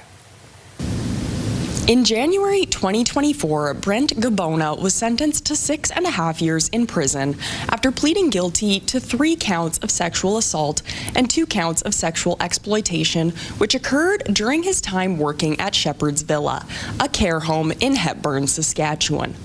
Gabona worked at the home between 1992 and 2009 and admitted to abusing 5 adults with disabilities during his time there. In 2025, the Parole Board of Canada authorized Gabona for unescorted temporary absences for personal development for rehabilitative purposes, deeming him at a low risk to reoffend. Gabona has been permitted unescorted absences in order to attend church services. In a decision rendered last last month, the Parole Board of Canada renewed its approval of these unescorted absences. The board concluded that Gabona would not have access to his victim pool during these absences and that Gabona was assessed with high reintegration potential. The parole documents say Gabona completed the sex offender moderate intensity program in 2024. It says the duration of his unescorted absences will be a maximum of 4 hours once per week. He is permitted to socialize following church services, but only at the church's location and not at any other venue in the city. Jasmine Pelche, CTV News, Prince Albert. The province tabled its annual report for each of its 7 Crown corporations Tuesday. As Keenan Sorokhan reports, big spending isn't concerning the minister in charge. Despite growing capital spending and increasing debt, the province says Saskatchewan's crowns are in good shape, and they're doing their part not to pass on these costs to residents. It's affordability and reliability. That is right at the very front of that is the lens through which we are looking across the crown sector. And we are prepared to make policy decisions to invest. Capital spending across all crown corporations last year came in at $2.6 billion, which pushed the debt ratio to 66.4%. That's risen 6% in the last 4 years alone. Much of that spending comes from Sask Power, which accounted for $1.8 billion in upgrades, upkeep, and expansion last year. With plans to go nuclear in the coming decades, there's many billions more on the books over the next 6 years to modernize the grid. And without collecting the federal carbon tax, a grant of $187 million from all the other crowns helped soften the blow. Seeing enormous cost pressures increasing across the supply chain for new generation assets. Using other crowns to pay for Sask Power's losses is concerning the opposition, even if Sask Power needs to find ways to invest into the large demand on the grid. The Sask Party is now directly subsidizing these historic losses and mismanagement using the profits from other crown corporations. Harrison says utilities across the country are facing these pressures and are looking for ways to limit the impact on ratepayers. Keenan Sorokhan, CTV News, Saskatoon. City of Saskatoon continuing to warn residents and visitors to stay off the South Saskatchewan. Jeremy. Yeah, Daryl, this warning comes as crews continue their search for a jet skier believed to have gone over the weir on Saturday. So they issued a public advisory Monday that said high water has damaged key safety infrastructure near the weir. The river boom, which is normally stretched across the river downstream of University Bridge to warn boaters and paddlers, was torn loose during recent high flow conditions and is currently sitting along the shoreline. You can see it there. City crews say they will reinstall the boom once it is safe to do so. Officials are also reminding people that river flow rates remain well above normal levels. The Water Security Agency says flows are currently around 280 cubic meters per second. Compare that to the normal rate of 160. Meanwhile, Saskatoon fire crews continue searching for the body of 32-year-old Adan Vargas Salvador, whose jet ski went over the weir on Saturday evening. Well, it's been nearly a month now since fire destroyed multiple homes in Saskatoon's Hampton Village neighborhood, and residents are still recovering. Ravitez Singh was renting one of the 4 homes destroyed in the May 29th fire on Geary Crescent. Singh came to Canada from India 3 years ago and has lost important documents in the fire, including his passport, visa, and work permit. He says replacing those documents could take months. Without tenant insurance, he also lost clothing, electronics, and other belongings. He'll have to replace those out of pocket. But he says his employer and the community have stepped up to help. A lot of people's helping us, the community is helping us, our business is helping us, the India Curry House is helping us, Sikh Temple helping us, everyone in the neighborhood, they're all helping us. The city says its fire investigator has not yet determined the cause of the fire. All right, Daryl, another big day for soccer or football fans, whatever you want to call them. We're all excited. That's right. FIFA World Cup today. Canada takes on Switzerland in their final match of group stage play. The squad was on the pitch training in Vancouver yesterday, getting ready for today's match. Starts at 1 p.m. A win or a draw could see Canada secure top spot in its group and retain home field advantage for the round of 32. Canada, of course, coming off that 6-0 victory over Qatar last Thursday, while Switzerland beat Bosnia-Herzegovina 4-1. The two sides did square off once before, with Canadians beating the Swiss 3-1 in May of 2022. This is still about creating a movement in this country, about this sport, about these players, about this team. This is different than, what people may perceive in Europe or down in the States or Mexico or South America. We're at a different stage of where we are in the sport in this country, and everything that Kevin Blue, Peter Agruso, and I are working toward is building a foundation for the sport for the future. In all, 6 games are on the World Cup schedule today. You see it on your screen as the final match of group stage begin. Bosnia and Herzegovina take on Qatar, both teams looking for a win to advance out of the group. Scotland take on Brazil, while Morocco battles Haiti in Group C. The late kickoff sees South Africa up against South Korea and Czechia in action against Mexico. Let's get over to the Weather Center. Janelle Lippi is standing by. We want to show you a wonderful picture sent in by Stuart of a prairie wild rose.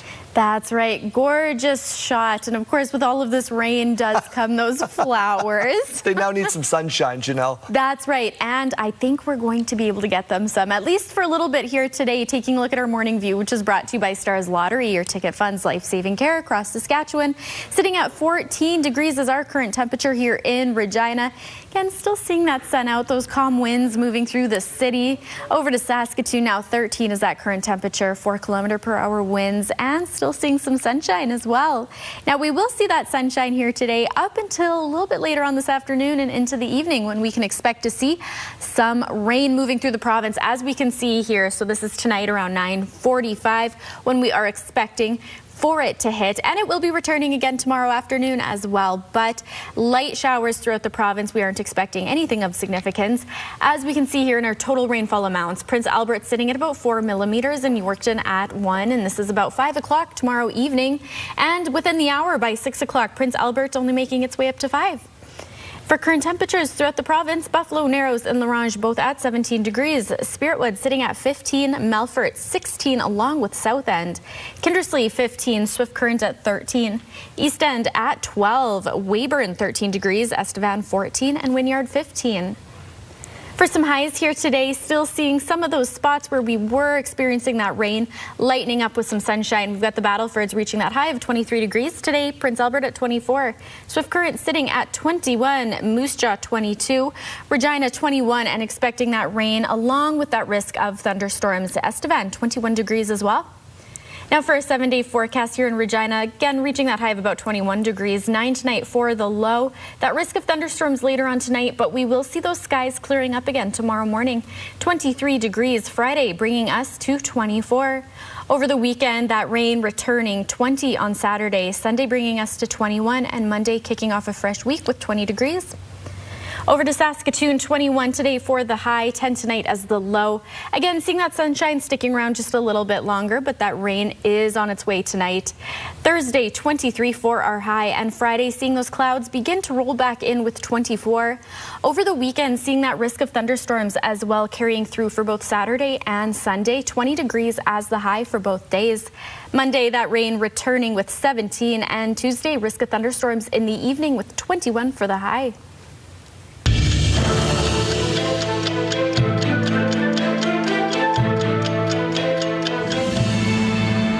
Let's talk. Day in history. June 24th, 1977, Quebec Premier René Lévesque proclaimed June 24th as Fête Nationale du Québec. Also happening June 24th, this time in 1916, Canadian Mary Pickford became the first female movie star to sign a $1 million contract. And June 24th, 1880, O Canada was first performed at the Congrès National des Canadiens Français.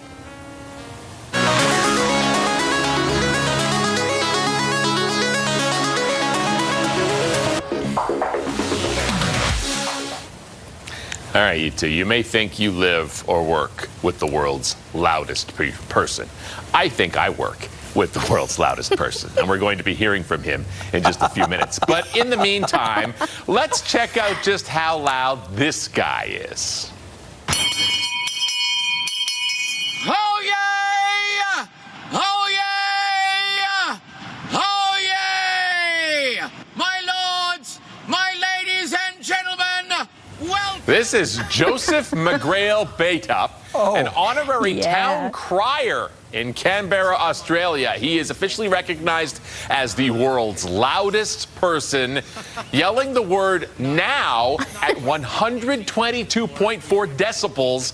That is about how loud a chainsaw gets. Oh boy. And how loud it is when you hear a jet aircraft taking off. Also an ambulance siren at close range. Pretty loud. Is he related to Mike Siona? I didn't say he's got that big name. booming voice, right? You hear him before you see him. Let's get to our question today. We were asking people, because a lot of graduations are happening, end of the school year. You start asking kids what they want to be when they grow up, or grads what they want to be now that they're in the real world. Yeah. What are some of the answers we got? Carla here said, I'm a teacher. I want to be retired when I grow up. Make it happen, answer. Carla. Make it happen. That's right. Good luck. I wanted to be a dentist when I was young. This is what Heidi sent in. Gary, who said, one of the first things that I wanted to be out of hundreds was an astronaut, and I'm working on 49 years working at a grocery store.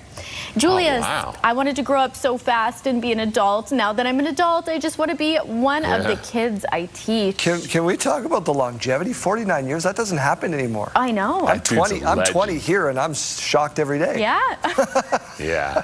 So we're all doing pretty good. You know what media is like, right? Yeah. I wanted to become a cast member on SNL. Another great one. I think that would be very fun. Richie's out in Weyburn. He hosts some game show type stuff. He could probably do it. That's perfect. He could probably do it. The stars are aligning for Richie. Lori says, I wanted to be a nurse or a teacher. I am a teacher's assistant. So close. So close. Very close. All right. And less grading, right? You don't have to do all the grading. Yeah. Yeah. Parent-teacher interviews.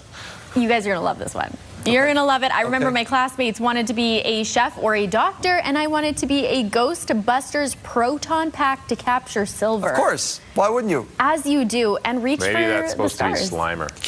Yeah, it's probably supposed to be Slimer. Keep your feet on the ground and keep reaching for the stars. We're back after this. Oh, wow.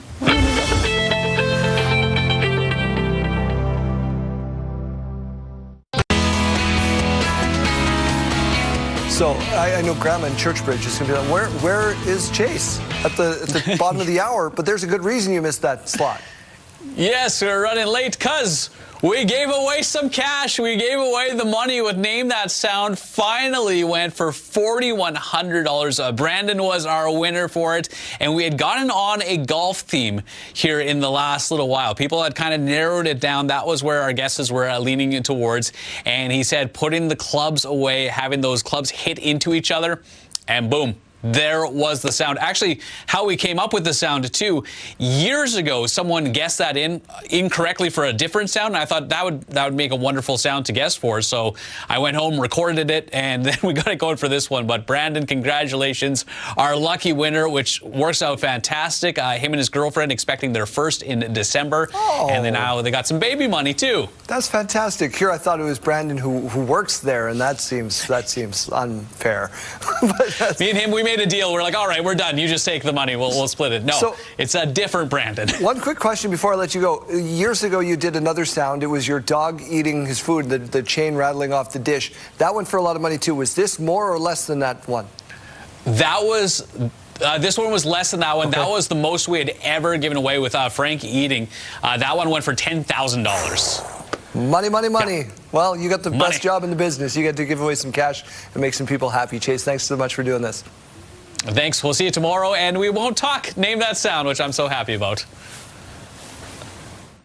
When it comes to selling farmland, there are many factors to consider, and we have learned a lot over the years from Ted Cockwell, who joins us again today. Ted, let's focus on the decision to sell. Farmers considering selling often need information to make their decision to sell, but they also want to keep things confidential until they're actually listing. Why?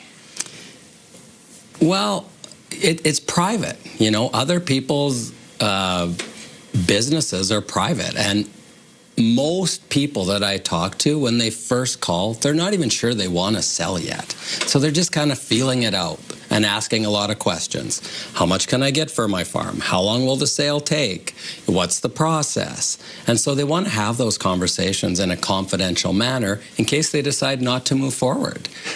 That makes a lot of sense, actually. Really good answer, and I appreciate that. How can sellers then explore their options confidentially before making that decision to sell? Yeah, just give us a call and just know that we treat confidentiality seriously. Everything that they talk to us about is kept in the vault, so to speak, and they can come and have that discovery call with us just to learn more about the marketplace and what the situation might look like for them. Okay. Now, what kind of planning then needs to go into the decision to list? You know, there's a lot of different things. Quite often we're talking to accountants and lawyers. We're doing tax structuring thing.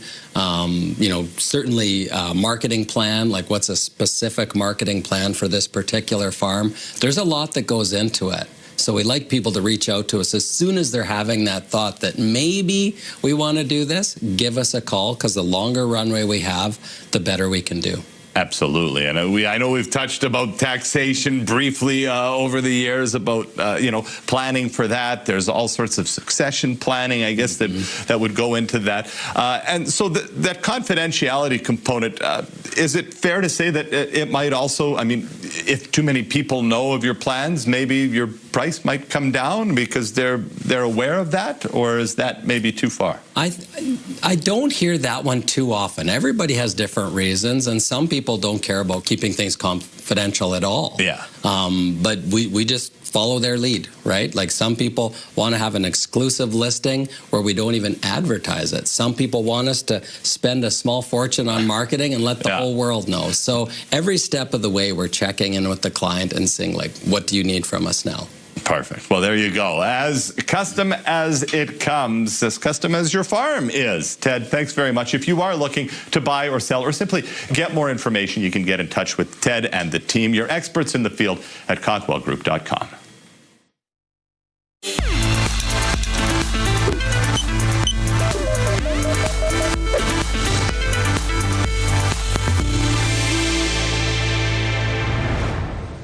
It is tick season, and it's been a growing problem across the country. Now, a mother who watched her two sons get very sick from bites is trying to help others stay protected. CTV's Paul Hollingsworth reports. Wooded areas like this in Nova Scotia are known for having a lot of ticks. It's actually increased exponentially. Nicoletta Ferroni had to stop our interview when she noticed a tick on her arm. A biochemist at Acadia University, Ferroni says they carry dangerous diseases. Particularly Lyme disease caused by the blackleg ticks. 12 years ago, brothers Lucas and Darian Wallet both became sick with Lyme disease caused by tick bites. I couldn't even get out of bed. It was so bad. After a heavy dose of antibiotics, both boys returned to normal health, but their mother was determined to make sure it never happened again. I started to look for my own solution. Lisa Learning chose to avoid anti-tick chemical sprays and started doing research on natural remedies, using essential oils as the basis for a repellent. It can vary from one lemongrass or lemon eucalyptus to another lemon eucalyptus. With outside research help from Ferroni, who is an expert on the effects of lemongrass oil on tick prevention, Learning developed a new plant-based spray. It's that particular compound that repels the ticks. The body spray, which is now approved by Health Canada, is also pet-friendly. We are shedding light on understanding how ticks work. This spray product is popular in the Maritimes. It's available across the country and is sold online and in retail stores. It's being used by a lot of people in Ontario, which also has a growing tick problem. We cannot really make a differentiation between which provinces has more ticks than others. The idea started as a homemade remedy. This factory warehouse now produces thousands of bottles of tick repellent. In the beginning, it was just to protect my kids. Learning hopes this spray will also protect people across the country from ticks, with the warm summer season about to begin. Paul Hollingsworth, CTV News, Blockhouse, Nova Scotia. Health Report, brought to you in part by SEIU West, Saskatchewan's first healthcare union. All right, time once again to catch up with Mike Siona, who is using his inside voice, I'm sure, to teach us about Multiculturalism Day. Well, joined by Zahira Nalawaga Jailani now at the Truly Alive Youth and Family Foundation Incorporated, or TAFE as it is called, and talking about obviously Multiculturalism Day. Let's start with the event itself on Saturday. You're the youth coordinator here. Tell me what's going to be there for kids. For kids, we're expecting a lot of different things like face painting, and now we're going to get the chance to paint different flags from like different continents and countries, and we're really hoping to bring that artistic side out in kids, and also just kind of teaching them what multiculturalism is all about. For sure. Now, from a youth perspective, because it's different once you hit adulthood, you kind of know how that tapestry weaves together.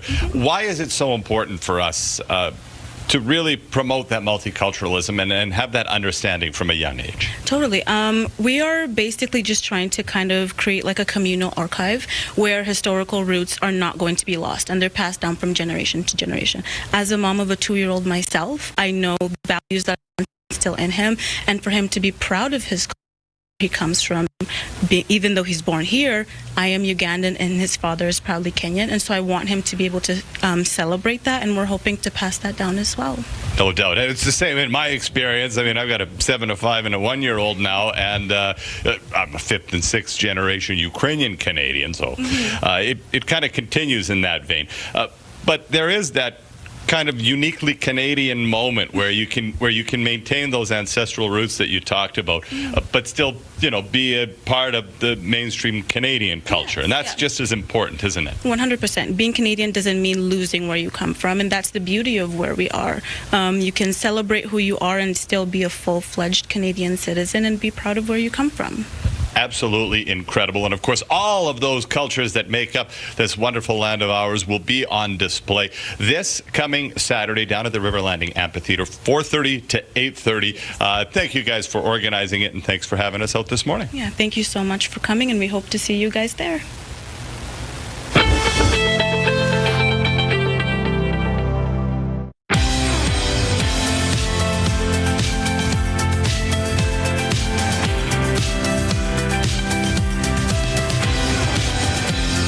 I say good morning. It is 8:31. We begin with the provincial auditor concluding that better planning for wildfire season is necessary to prevent losses and reduce firefighting costs. Wayne Mantika walks us through the recommendations. More than 10,000 people were forced to flee their homes last summer as wildfires raged in the north. The government spent $350 million on the response, some of it at the last minute. We found the Saskatchewan Public Safety Agency needs more robust wildfire resource plans and analysis. This includes capital asset maintenance and replacement plans, targeted recruitment and retention plans for key staff. The province was forced to bring in 915 additional wildfire personnel and 12 aircraft contracted through mutual aid agreements. The auditor says those personnel cost 2 to 5 times more than public safety agency firefighters in 2025. Effective wildfire response requires having the right personnel, equipment, and supplies at the right time in the right place. Earlier this month, an independent report prepared for government by MNP concluded that the Public Safety Agency was not fully prepared for the wildfires. The NDP is calling for removal of a previous minister from cabinet. If Scotland was truly listening, if he wants to show he gives a damn about the people of the north, he'll remove McLeod from cabinet today.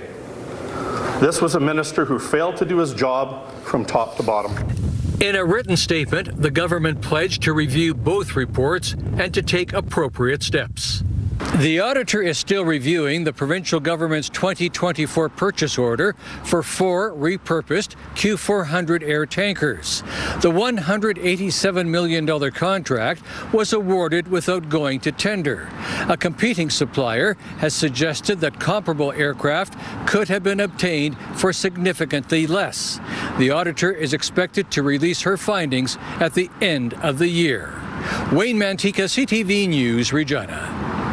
Thank you, Wayne. A Saskatoon woman has been found not guilty of aggravated assault after pushing her former fiancé down a flight of stairs, leaving him a quadriplegic.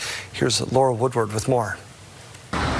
A woman has been acquitted of aggravated assault after pushing her former fiancé down a flight of stairs, leaving him a quadriplegic. It happened on October 18, 2024 in the Arbor Creek neighborhood. Dorothy Osmachenko, who was 64 at the time, testified she was hosting friends at her house and invited her ex, 76-year-old Wayne Wilson. After her friends left, Osmachenko testified that Wilson became aggressive, made vulgar comments, and choked her. During the trial, she testified she feared for her life, pushed him away with both hands, and he fell down a flight of 9 steps. Wilson testified he does not remember how he fell. The judge ruled the Crown had not proven its case beyond a reasonable doubt and found Osmachenko not guilty. The defense says the decision brings a close to a deeply tragic chapter in both their lives.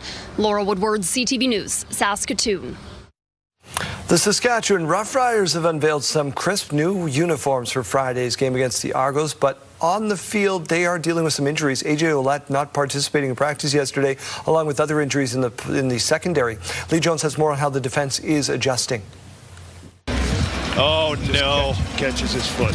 And the grab at the back of his ankle. Before it was the O-line, and last year kind of receivers. And so far this year it's just been that one position really. For the second straight game, the Riders lost their starting boundary halfback to the 6-game injured list. Juju Hughes out long-term. Running out of American DBs, the Riders re-signed James Burgess Jr., one of the training camp cuts from earlier.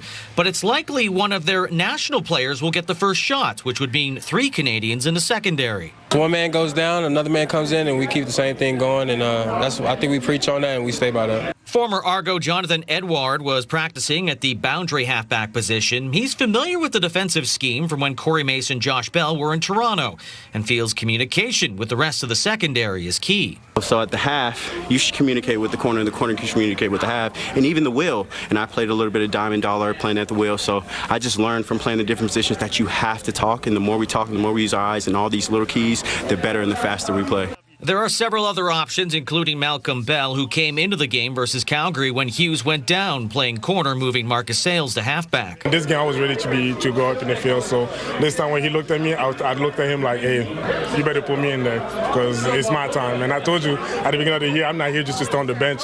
Like anytime it's time to get in, special clutch time, I'm ready. So that's what I'm here for. Whoever gets the call, the secondary is confident they'll get the job done, with players calling this group of defensive backs a brotherhood. We've been in the dorms, we watch film, we hang out, we come to the stadium at nighttime. All we do is hang out with each other. So this is a brotherhood that I haven't seen since college. Lee Jones, CTV News, Regina. I mentioned those Prairie Blizzard uniforms. Well, there's a better look. They will wear them against Toronto. They are similar to the normal away jerseys, but all white numbers, a couple of little accents on them. Yeah, you know, we playing the Argos at home this week, and it's the Argos home game, right? So it's a little bit unusual, and we went, hey, what can we do that's a little bit different? And so this is a one-time kind of one-use jersey, one-use helmet, and we're just like, how can we have a little bit of fun with this? And so we said, why don't we, if we're going to wear white, let's go all the way. Jerseys are on sale now, and they say they're selling like hotcakes. The impact of Brent's takeover of Regina's Real District is becoming more clear. Some tenants at the site now say they are facing eviction. Donovan Mace reports. As the first phase of the sale for some properties at the Real District takes effect next week, some organizations are in limbo, wondering where they will be stationed following the takeover. Now, Regina City Council approved the sale to the Brandt Group of companies in May, which includes buildings like the AgX and Stockman buildings. According to the agreement, Brandt will assume existing leases and service agreements related to those buildings. And now the Saskatchewan Stock Growers Association Association says it will be vacating its Real District offices after receiving an eviction notice from Real. President Kelly Williamson saying while we anticipated there could be changes following the change in ownership, it is deeply disappointing that after 45 years as a tenant, we are being treated in this manner. Williamson pointing to the district's deep ties to the agriculture sector, adding further changes could lead to the loss of critical infrastructure for Canadian Western agribition. He says we are concerned the proposed changes could jeopardize the future of the event as we know it and undermine an institution that has long been a source of pride for our province's agricultural sector. In response to CTV News Tuesday, Brandt saying it recognizes the long history and important role these agricultural organizations play, and we understand the concerns this creates, adding it is working closely with Real to ensure a thoughtful and respectful approach to exploring options which minimize impact and accommodate organizations. The Stock Growers Association's lease is set to be terminated July 19th, and the first phase of this deal takes effect July 1st, with Brandt aiming to have full possession of the remaining buildings, including the Brandt Center, by September. Donovan May, CTV News, Regina. Well, the days of watching crash test dummies get virtually dismantled are mostly gone, but that's thanks to enhanced safety features and stricter vehicle standards, which you can see for yourself in a new crash test comparison. Check out this video. Here's Hannah Batah. It's a shocking demonstration of just how far vehicle safety has come. The Insurance Institute for Highway Safety releasing this video showing a crash test between a 2026 Chevy Blazer and the same model from 1996. Cameras from inside the 1996 model show what are potentially fatal injuries as the SUV crumples under the impact. The structure collapsed around the driver, which meant the seatbelt and airbags didn't work to protect the occupant. While in the 2026 model, the cabin retains its structure and the crash test dummy appears relatively unscathed. It protected the occupant very, very well, and they would likely walk away from that crash with bumps and bruises. The Institute has been conducting safety reviews for decades. The all-new Nissan Sentra, a 2026 IIHS Top Safety Pick Plus. With its top safety picks often featured in commercials. The Institute says its testing program has saved nearly 50,000 lives in the last 30 years. One factor? Even as new car prices have increased, top safety features have trickled down into less expensive models. But looking to the future, there's always room for improvement. The next step is to look at trying to avoid situations that lead to crashes, which is risky driving behavior. That's speeding, distraction, impairment, all of these factors, the things that we do as the driver that increase the odds that we will be in a crash. Despite all those advances, nearly half of people killed in crashes each year are still not wearing a seatbelt. Hannah Batah, ABC News, New York.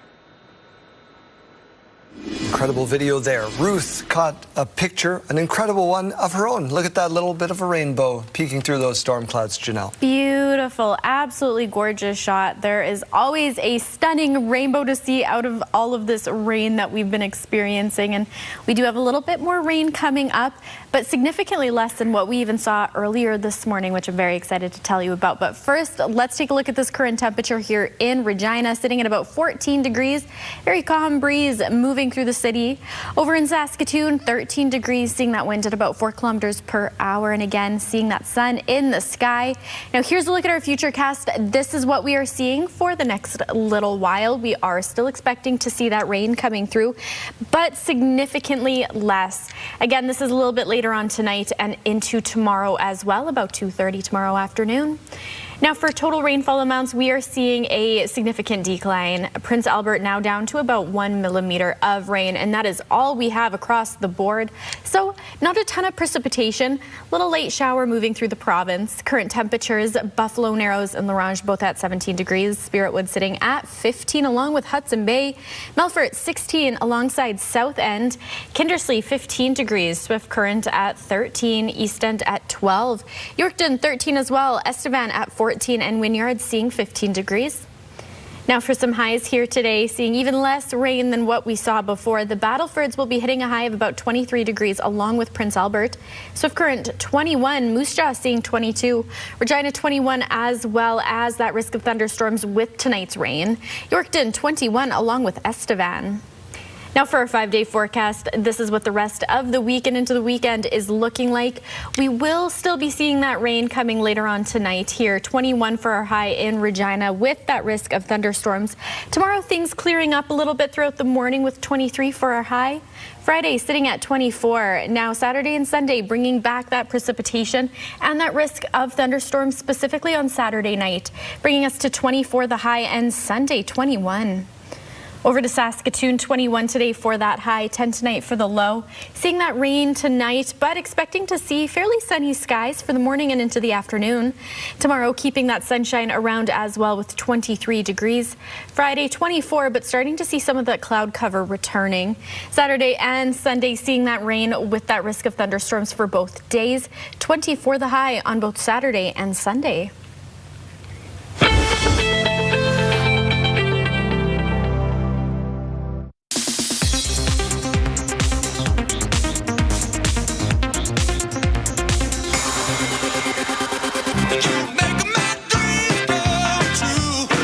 Health news for Rock and Roll Hall of Famer Daryl Hall of Hall & Oates.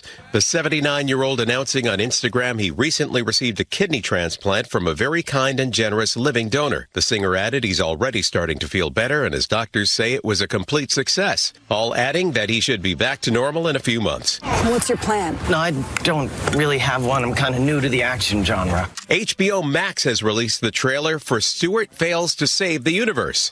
The Big Bang Theory spin-off follows a comic store employee as he tries to restore reality. It premieres next month. I hope that's not what you're wearing to the dinner.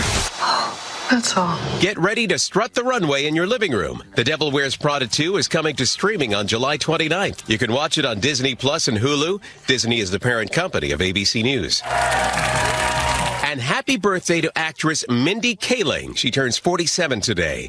That's what's happening in Hollywood. Dave Packer, ABC News.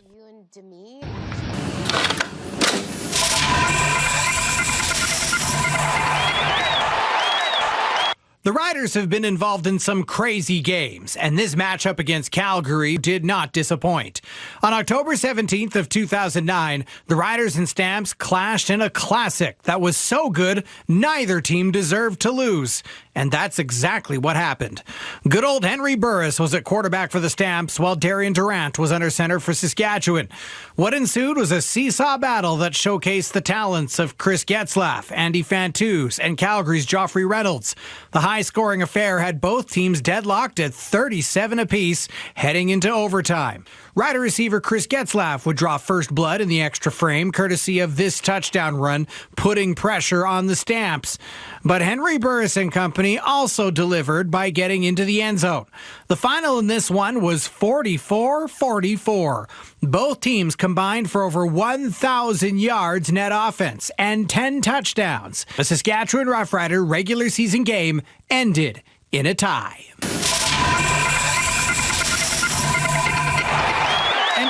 Check out more classic sports moments from the days of VHS and cassette tapes. You can check them out on our website.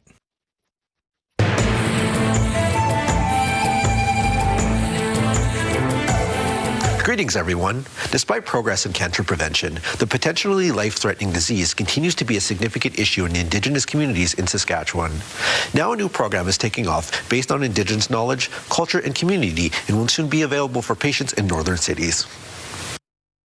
Every Wednesday at the Pasqua Hospital, Indigenous patients and families meet to discuss life with cancer and its impact. Brianna Belgard was diagnosed with non-Hodgkin's lymphoma in 2014. Her and her son Lachlan regularly attend and say it's a time when they can express how they really feel. There's a lot of feelings that I didn't want to burden my family with because I always felt like I was already burdening them with so much, and I didn't want to, overwhelm anyone with how I was feeling.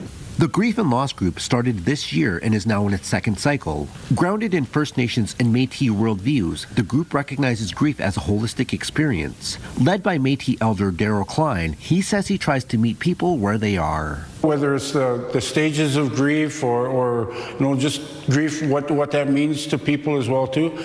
but I let the group dictate where that takes me as well. To wherever they're at that day, that's where I'm going to focus. The group is a first of its kind for the Saskatchewan Cancer Agency. Virginia Bird is a consultant for the agency and says Indigenous peoples are more prone to facing later stage cancers, likely due to inequalities to treatment access and other factors. We see that especially in the north, where it's extremely hard to travel for treatment. So it definitely does impact the Indigenous community differently, and we're looking at creative ways of supporting that. A First Nations Métis cancer strategy is now being developed through collaboration between Indigenous partners, community members, and the Saskatchewan Cancer Agency. Thanks to positive feedback from patients and families, there are plans to expand to Saskatoon and other cities. I feel like this will be great for many other people who are experiencing the same things as me, that they can open up about this too, and this will be great for like everyone in Canada. The Saskatchewan Cancer Agency says there are plans to continue improving all services to ensure earlier diagnoses and better outcomes for Indigenous patients. For Indigenous Circle, I'm Mick Favel in Regina. If you have a story you would like to see in this segment, here's how to reach us. You can contact me by email, and you can also watch past episodes and segments of Indigenous Circle on our CTV Regina and CTV Saskatoon websites. Indigenous Circle is brought to you in part by Saskatchewan Indigenous Enterprise Foundation, growing the First Nation entrepreneurial spirit.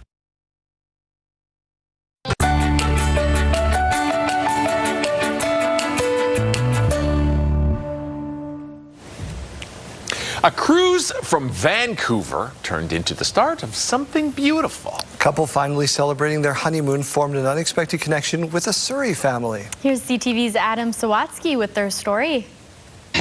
Ever since their first date, Anna and Russ Hudson have been inseparable. Everywhere we go, we're holding hands. Yeah, we even hold hands when we're watching TV. Despite being in their 70s, the couple's young at heart. At some point, we'll get old enough, we'll be holding each other up.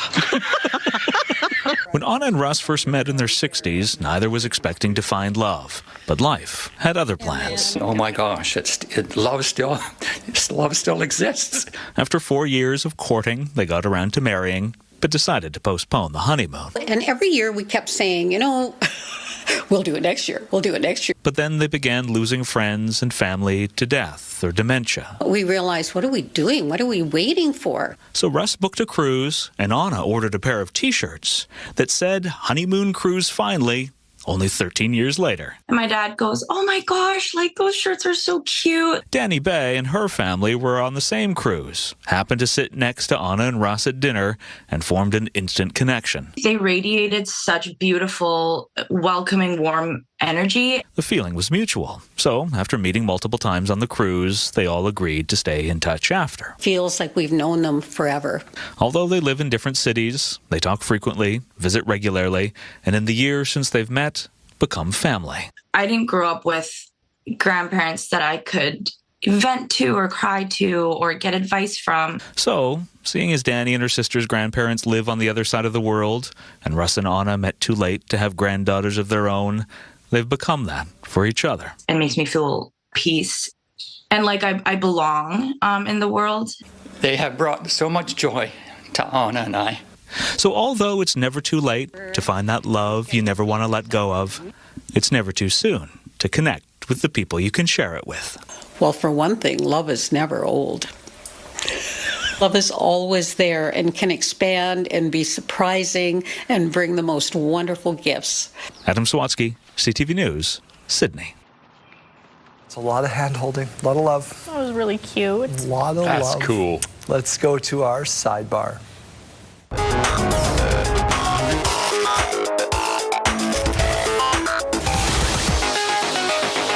Fired up about this, Janelle? I am ahead of Scotland's crucial match with Brazil tonight. The Tartan Army was out in full force at Miami's ballpark.